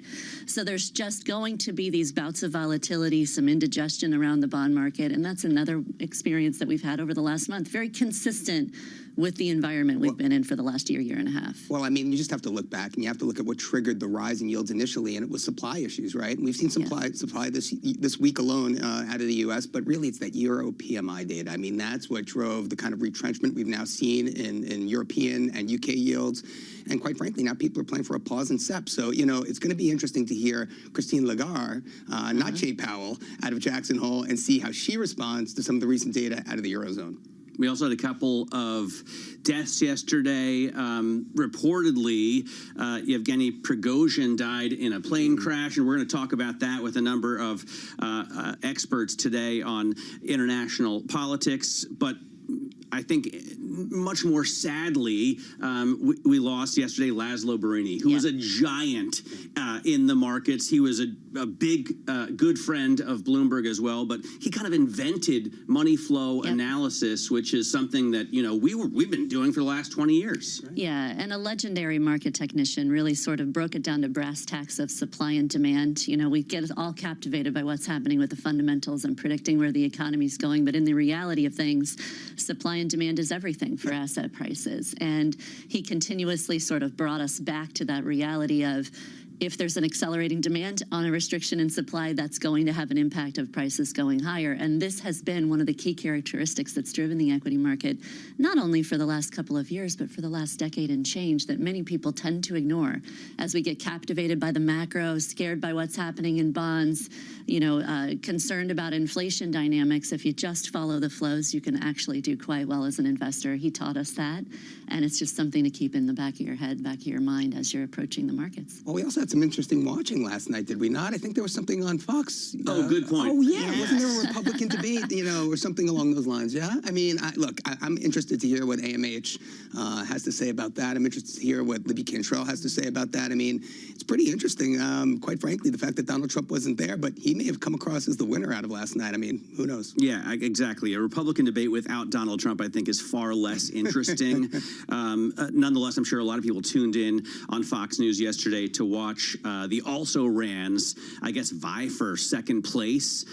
Let's take a look at what's going on in terms of the markets. I think it's really interesting to talk about Laszlo Barini because he made such prescient calls. At the end of the 90s, he called the burst of the internet bubble, and then he called right before March 9th, 2009, a gain in the S&P. At that point, we were, I think, 666. Today, we're trading at 4,468. So quite a bit higher than those lows, up about 0.5%. That's the futures that we're looking at here. U.S. A dollar, euro dollar right now at 108.52. I think yesterday Tom said we're on 107 watch. So we're still a couple of cents away from that, 2.5 to be exact. But we're coming down a little bit today. And of course, Jackson Hole is going to have a huge impact on what we see there, as well as the rates. Very interesting level at 420.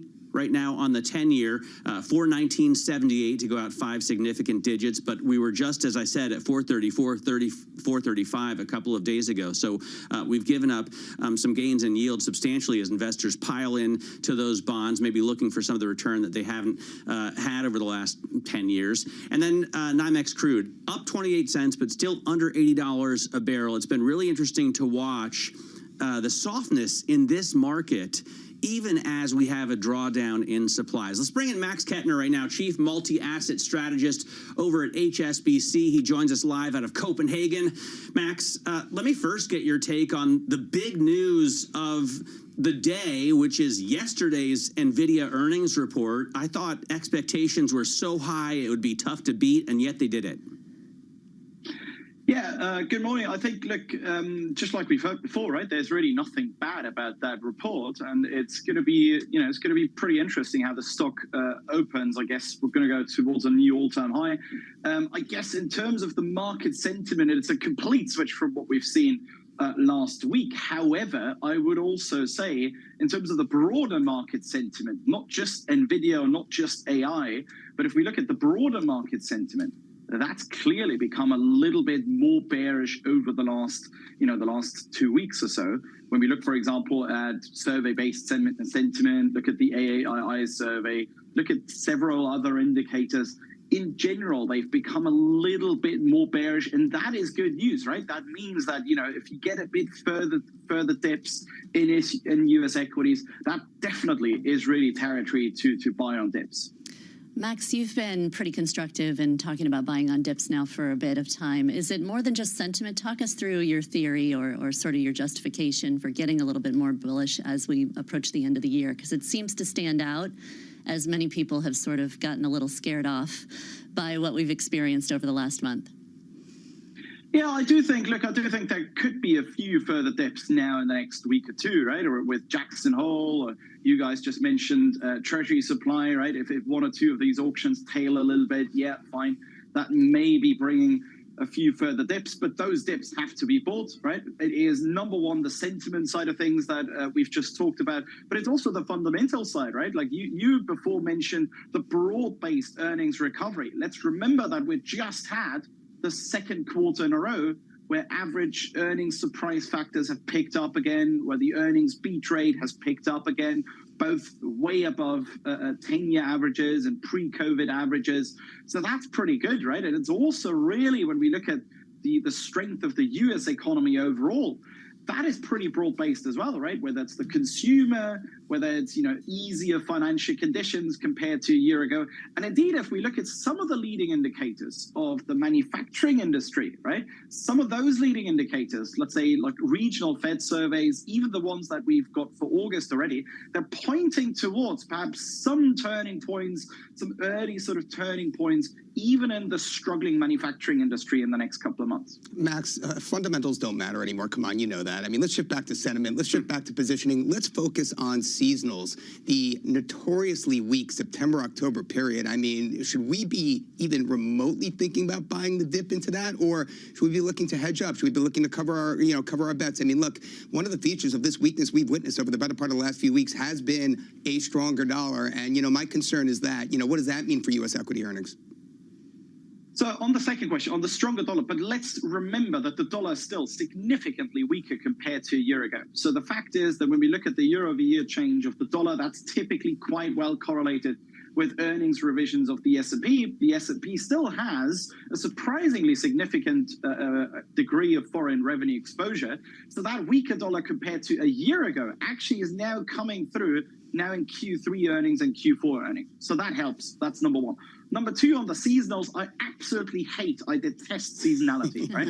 But we look at seasonality, to be perfectly honest, if you do any kinds of studies over the last sort of 10, 15, 20 years, if you adjust them for the big events, right? Things like, 9/11, if you think about 2008, right? Lehman Brothers. So those sorts of things that frankly didn't really have an awful lot to do with seasonality. Then even in the last 20 years, seasonality is gone, right? So the seasonality gains that people were able to harvest, they really stopped with the surge in computing power, which I guess brings us back to NVIDIA.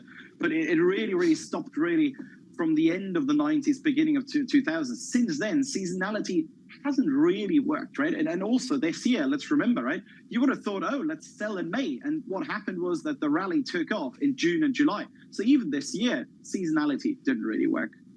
Max, great talking to you this morning. Thanks so much for joining us. Max Kettner of HSBC out of Copenhagen, but still representing Bavaria with his checked shirt there. Coming up, we're going to talk with Libby Cantrell of PIMCO following last night's GOP debate. We're going to get her take on how much it mattered without the former president there, as well as what it means that Yevgeny Prigozhin reportedly died in a plane crash out of Moscow yesterday. This is Bloomberg.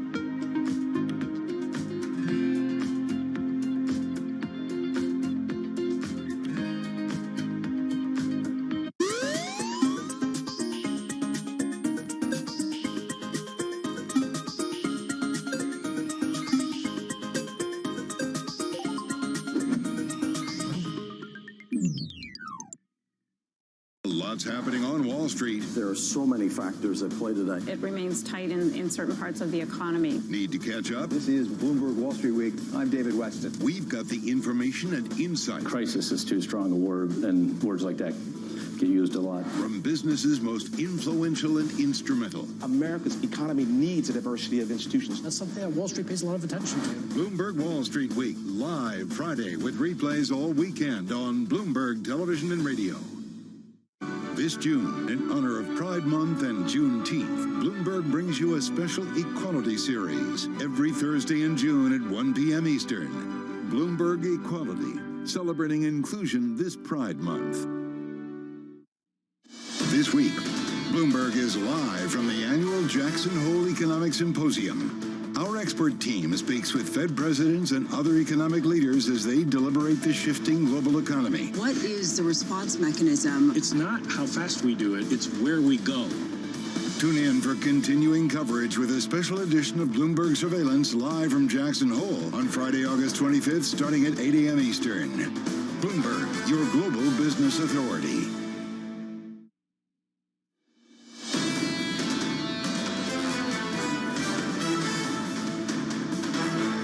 I just felt it would be more appropriate not to do the debate. I don't think it's right to do it.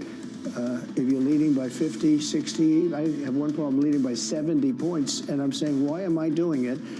And I'm going to have 8 people, 10 people, whoever made the debate. I don't know how many it is, but I'm going to have all these people screaming at me, shouting questions at me. all of which I love answering, I love doing, but it doesn't make sense to do them. So I've taken a pass. Former President Donald Trump there talking about why he skipped the Republican debate, the first debate that you could watch yesterday. It was on Fox News. Many of us had to wake up very early this morning, so we may have missed it. We've seen the highlights, and we knew that they were going to basically all get together and attack Ramaswamy, right, on his outspoken foreign policy ideas. And economics, his position on economics, on the Fed, on basically central bank activity. Yeah, I mean, all of which is in the spotlight here. I think what was interesting for me is when asked whether or not they would vote for Trump, if he were indeed the nominee. Not all of them raised their hands. I thought that was an interesting one. Well, you saw them capitulate also down the line. If you watch the video, a few on the right side or left side, whatever it was, started raising their hands, and then they finally started saying, oh, okay, I would too. You can kind of see it in the sentiment, like, oh, I can't possibly stand out that much from the crowd. Sure, I'll go ahead and vote. I mean, they're so defensive of Donald Trump. I know, it's Ramaswamy, you know, when he was indicted in Florida, went down there and like set up a stand to support Donald Trump. Well, so that, and this is the sort of my takeaway from this. I missed it. I don't know if I missed it. I didn't watch it. Did I really miss anything questionable, right? But my takeaway from this is, are we really just watching a debate for who possibly could be Trump's VP nominee? Because he's so far ahead of the field. He obviously used this as yet another chance to stand out from the crowd. He's above this, right? While telling everyone, oh, it's not fair. I can't possibly lower myself to chat with these plebes.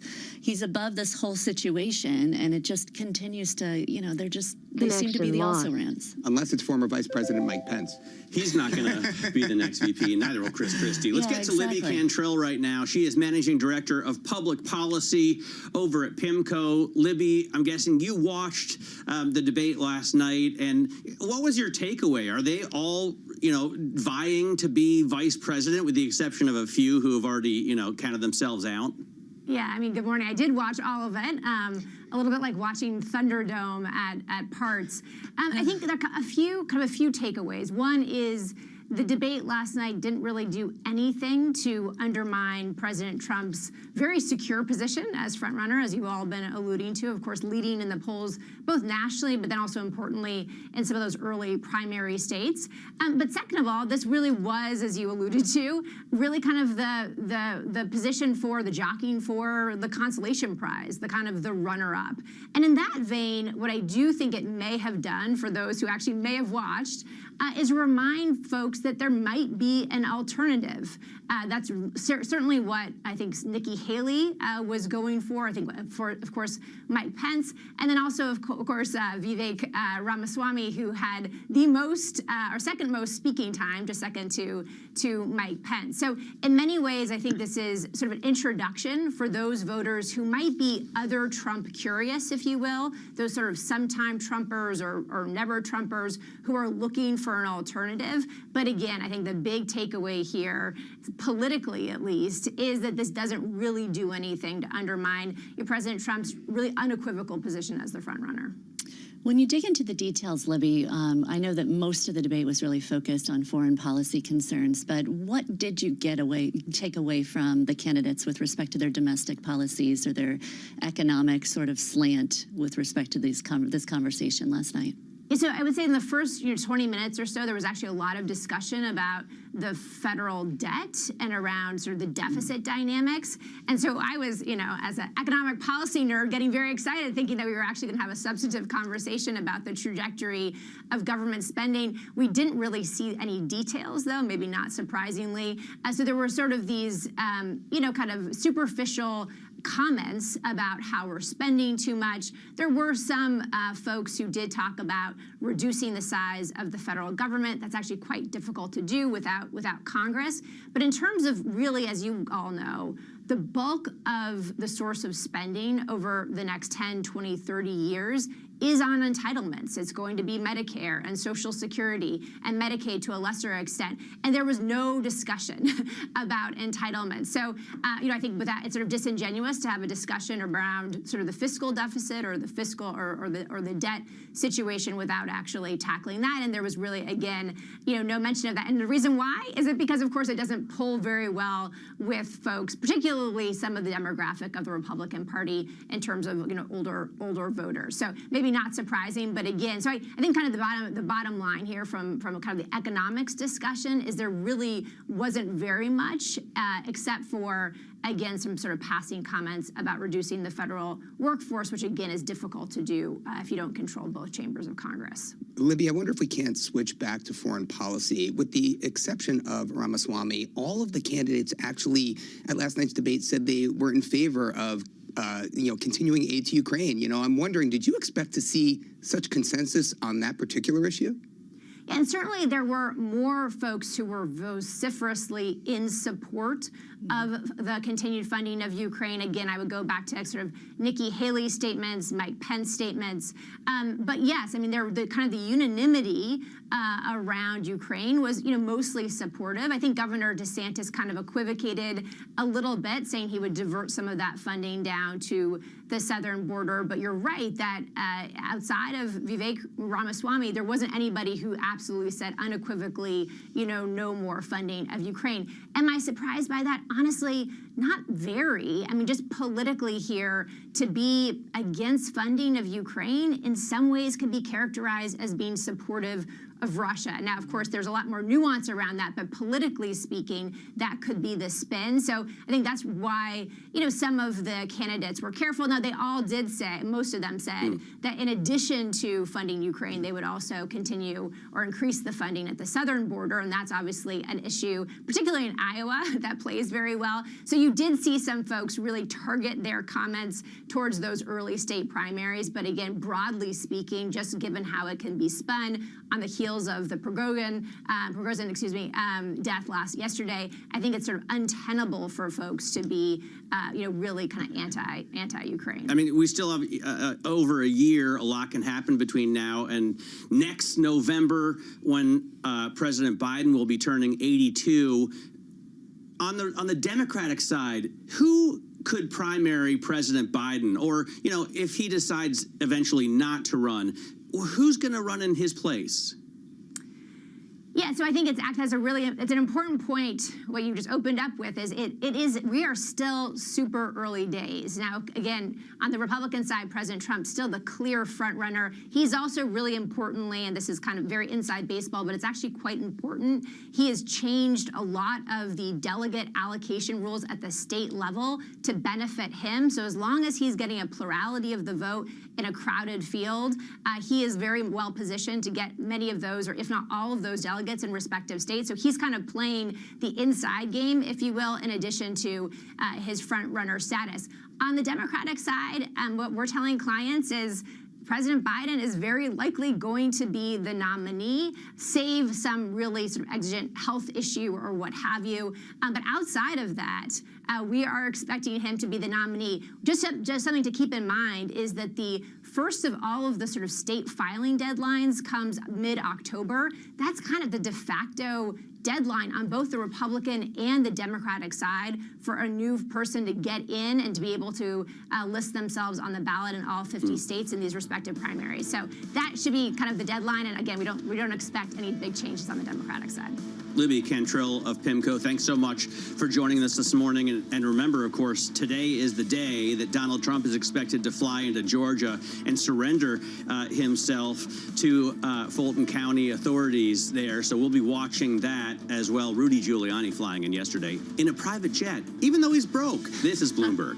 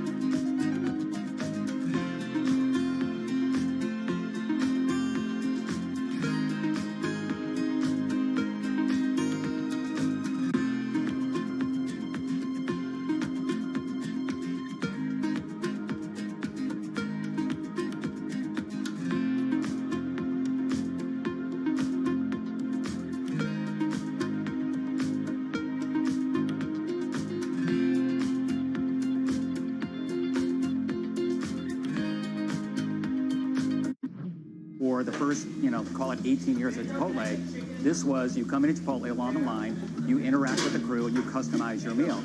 We've got this separate make line, and it's digitized, and so the orders come in, and they're really kind of staged so that if you say at noon, I want to come in at 1 o'clock, we hold that order, and we will send it to the crew like maybe 10 to 1. Right. So it's ready right when you pull up your car. How do you manage these kind of two different staffing needs, right? Yes. And making sure you have the right amount of people Yes. at the right time. We spend a lot of time projecting sales. A lot of it is, it's part art, part science. We're trying to bring more science and more AI into it. Because if you get the right sales projection, then you know exactly what your staffing needs to be. So if you get the sales right, you can get the entire restaurant staffed perfectly. With just a couple people, our average restaurant now does about over $1 million per restaurant in digital sales.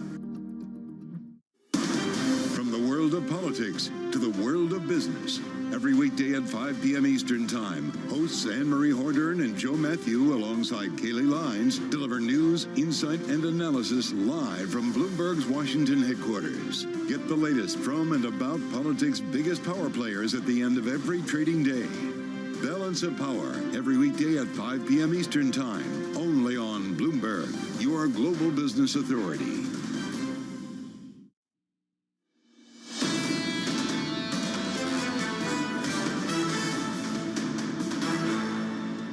This is Bloomberg Surveillance on Bloomberg Television and Radio. I'm Matt Miller with Gina Martin Adams and Damian Sassower, in for Tom, John, and Lisa, who are in Jackson Hole preparing for that big meeting tomorrow. Now, let's take a look quickly at what's going on in the markets after NVIDIA earnings yesterday.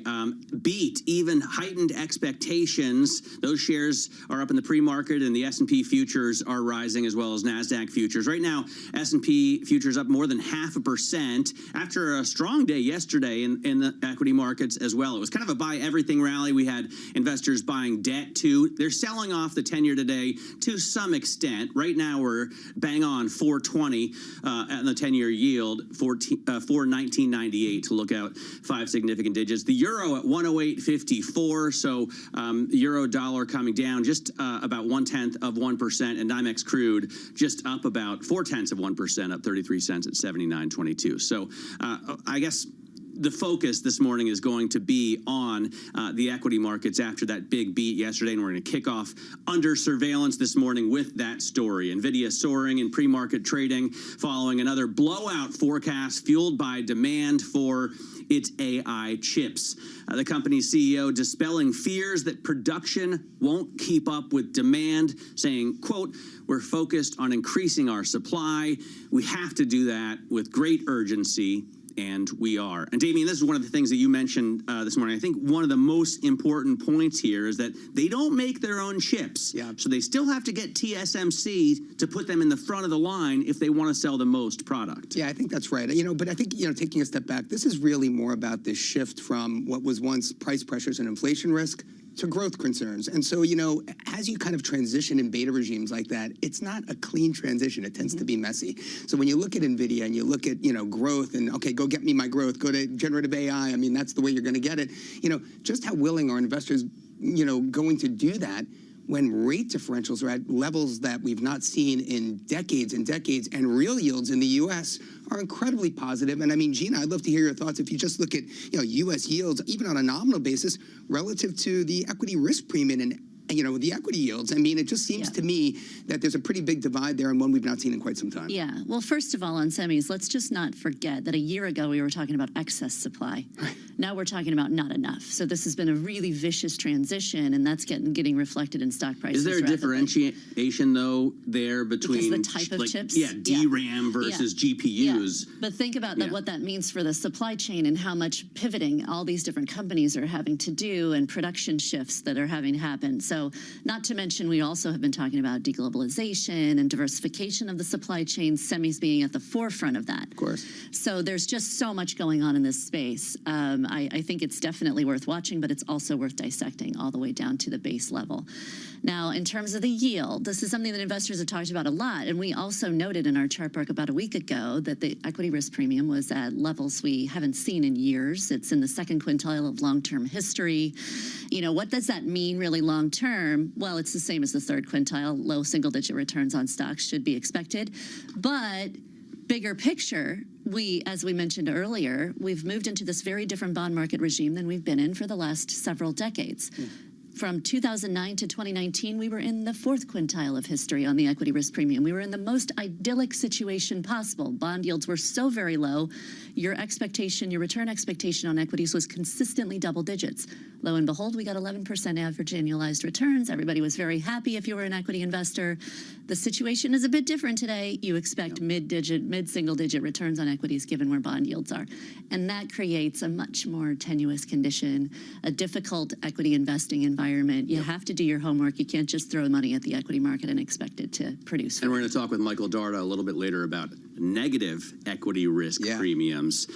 And at that point, we'll explain what it is.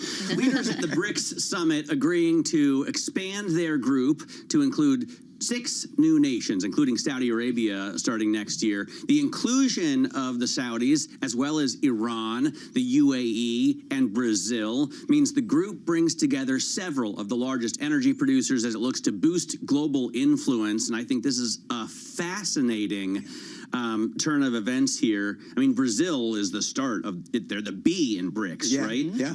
But the Saudis are not the S. Well, it's really interesting because Brazil, of all the countries, is the one who seems to be most concerned with how perception is in the West relative to this new regime that's kind of been forming. But let's take a step back. What we're moving into is a multipolar world where countries are going to be forced to take a stand. They're going to have to take a side between China or the U.S. in terms of, ease of doing business, who they want to kind of pair with. But what's most interesting, and you mentioned Brazil, and I'll even add India to that list, those countries that can kind of remain neutral and not have to pick a side given their, state of affairs, should they actually command a premium from investors in the market? That's something we've been grappling with, something I'd like to hear more about from our guests in the next few minutes. Well, I'd like to know why we even still say BRICS, frankly. Because as an investor, from an investor perspective, Russia is no longer investable. It's no longer an investable equity market in the world. Obviously, emerging markets have really shifted in the equity markets. The biggest flows into emerging markets are going into EM ex China. So there's two letters of BRICS that are already really under question. Why are we still using this old moniker, which was developed, years and years ago when this was a viable sort of segment of the world? We're thinking about adding Indonesia and Saudi Arabia. What are we going to call this thing? Because it's not BRICS anymore. Well, Gina, how can we call emerging markets anymore, right? Yeah, so it's the same statement, But I mean, look, it's grabby, BRICS. It's easy. It rolls off the tongue pretty nicely. We can call it BRICS. Dude, if you can maybe think of a new acronym for Indonesia and Saudi Arabia. Jim O'Neill. How do you do that? Jim O'Neill is, a part of his claim to fame is just coining that term. So if you come up with a new one, we could be talking about you in 20 years. Ibiza. All right, that's your homework right now. Republican presidential candidates targeting Joe Biden in the first debate of the 2024 election, with leading contender Donald Trump notably absent. The other candidates honed in on Bidenomics. I still can't get used to that phrase. While also sparring over foreign policy, abortion rights, and border policy. Not a lot of talk, as Libby Cantrell, though, told us about the economic policy. And there's so many tax breaks that are going to expire. I can't wait for the SALT cap to expire. Won't that be nice? In 2025. If they allow it to sunset, there's a lot to talk about that they kind of missed. Yeah, it's fascinating because there's so much going on domestically. And I spent a lot of my summer overseas talking with investors, and everyone wants to know what's happening in the United States. And yet here we have a big debate where the entirety is focused on foreign policy inside the United States. So I think it was an interesting dichotomy with kind of the realities of the investor world. The investment universe really wants to focus on the U.S. Where's growth going to come from? How are we going to fund the deficit? Where are we going to see interest rates go as a reflection of these extraordinary debt deficits that we have? And yet we're not addressing it to any great degree. So maybe it really reflects the dichotomy from what's going on in Washington and what's going on Wall Street. I don't know. Gina, for me, it just felt like a bunch of Scottish nobles squabbling for the scraps from Longshanks' table. We'll see what happens when Donald Trump really comes back. That's great. Let's talk about the importance of, not that, but some of the other events that we're watching closely today. Jackson Hole in the immediate, in the very short term. And, of course, what's going on in China. Damien, we were talking about that this morning. morning, key to these markets. Neil Shearing joins us. He's Group Chief Economist at Capital Economics. And Neil, let me kick it off first with Jackson Hole, because there's a great debate this week about, is NVIDIA more important to macroeconomics than this Fed summit? Still, we're paying close attention to what's going on out west. What do you think? Well, I think a lot of it depends on what your time horizon is, right? I think AI, in fact, we're about to undertake a massive piece of work at Capital Economics looking at the potential macroeconomic fallout from AI, and I think it's going to be huge, but I think it will be felt principally over the next decade rather than over the next quarter or so. So I think AI has the capability and the potential to transform the global economy in many positive ways, but that's going to play out mainly in the 2030s rather than over the next year. Jackson Hole, if you're a bond investor, is the kind of main event this week. What's the message we're going to get from Powell on monetary policy, on inflation? Obviously, we had fireworks last year when he tore up what was a pretty wonkish speech and gave that commitment to kind of get back on top of inflation, delivered a very hawkish message instead. Are we going to get the same again this year? I suspect it will be fewer fireworks, given that the Fed has got a bit more on the front foot.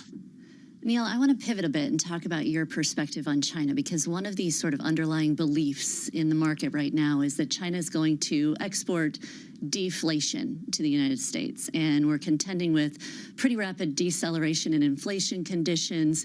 If we keep getting this sort of deflationary impulse from China, what does that mean for the U.S.? But you have an alternative view. Maybe talk us through your view on the Chinese landscape and what that means for inflation conditions globally. Well, I think the first thing to stress is that it's not that uncommon for China to have negative inflation readings. It has structurally very low rates of inflation because of its high savings, high investment growth model. And occasionally that means that the headline CPI rate turns negative. It did so in 2021 last, and of course that was the period where inflation in the US but also in Europe was soaring. So there's no kind of direct read across, I think, from China to what's happening in the US or for that matter in Europe. More fundamentally, I think you have to ask the question, why would weakness in China translate to weaker price pressures and softer price pressures in the US? There's several mechanisms through which that could happen. One is through old-fashioned demand, so China sucking in fewer imports from the US and therefore reducing price pressures in the US economy. But it's not a big net importer. We know that actually is a big net exporter. The second reason is because it may pull down commodity prices. Obviously, it's a big commodity consumer. Now, there's been a bit of softness in some commodity markets over the past week or so, but in others, particularly natural gas prices, have actually been rising because of supply concerns. So I think clearly China matters. It's the world's second largest economy. But I think sometimes there's a bit too much kind of hyperbole. Some of the headlines are a bit breathless. Principally, US inflation will be determined by what's happening in the US and US macro conditions, what's happening in the US labor market, financial conditions, and so on, rather than what's happening in China. Yeah, I'd just like to stick with China just for a little bit. I mean, dollar yuan is down 2.1% on the month. I believe it's down something on the order of 5.5% year to date. King dollar has been a thorn in the side of offshore investors since as far as we can imagine. You know, what's the PBOC thinking here? What's Beijing thinking here? I mean, obviously, dollar yuan has depreciated. We're testing 730. Just where do you think it's headed next? Well, I think if you're a policymaker in China, the currency matters for two reasons. One is at the level, on a levels basis, there's a kind of political message in the level, and 7.3 seems to be a level at which falls much below that. It starts to have geopolitical ramifications in terms of China's weak currency and what that means on the global stage and the political fallout from that. Really, from a macro and financial stability perspective, though, it's not so much the level of the exchange rate, but the speed of the fall that starts to create problems. Now, and we're by no means there yet. I mean, 2% fall in the month does not give you major kind of signs of stress, it's not a major source of stress in financial markets. It's not a big inflationary concern, or so on and so forth. So I think if you're sat at the PBOC, you're principally concerned about trying to avoid big moves in the exchange rate rather than targeting a particular level of the exchange rate. Neil, thanks so much for joining us. Neil Shearing there of Capital Economics, talking to us about China and the inflation issues that we're facing, seemingly slowing down at a great pace here in the U.S., not as quickly in Europe, right? I mean, they have bigger problems with inflation and a lack of growth. Well, if you just, I mean, some of the people who I speak to in China, what they were saying is at 729, you saw state-owned banks coming in to defend the yuan, and that obviously makes sense, right? I mean, but to your point on Europe, you know, if you just look at rate differentials alone, Euro-US should be at something like 105. What are we at, 108 now? So I'm not saying that carries all that matters, but if you're an FX investor, it's definitely helped you out this year. All right, we're going to, coming up, focus in a more in-depth way on NVIDIA. Mandeep Singh joins us of Bloomberg Intelligence after that big beat, pushes up the shares in the pre-market, pushes up futures on the index as well. Today, or at least early trading, it's all about AI. This is Bloomberg.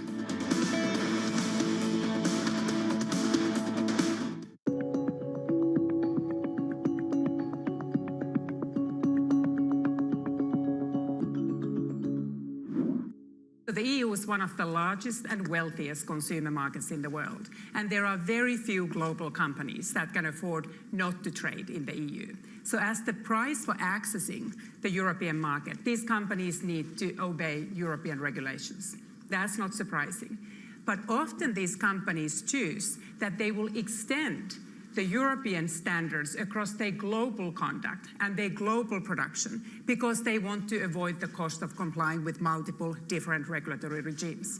So there are benefits to standardization, benefits to uniform production. So all the EU needs to do is to regulate the single market.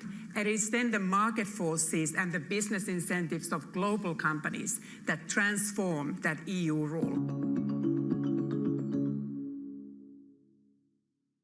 Bloomberg UK, your source for news and analysis covering the biggest challenges facing the UK government, economy, financial services and markets. Tax cuts should not be the priority. It's about a credible plan for growth over the next 2-3 years. In this post-Brexit world, how do you see actually servicing your clients? It was disruptive, and it's going to have implications to how capital raising works. Now we're having the perfect storm in the UK. Watch Francine Lacqua Thursdays at 9:30 a.m. only on Bloomberg, your global business authority.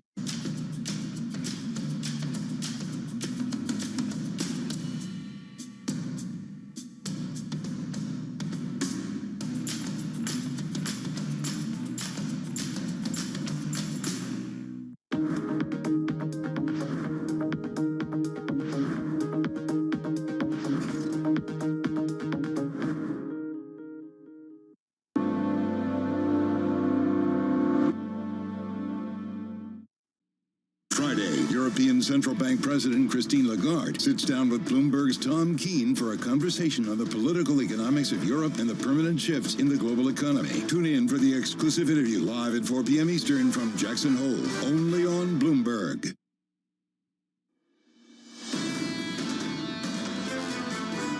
We really miss the extent to which this interest rate insensitivity would persist, and the extent to which household balance sheets and corporate balance sheets have thus far been immunized. Their spending patterns have been immunized from these higher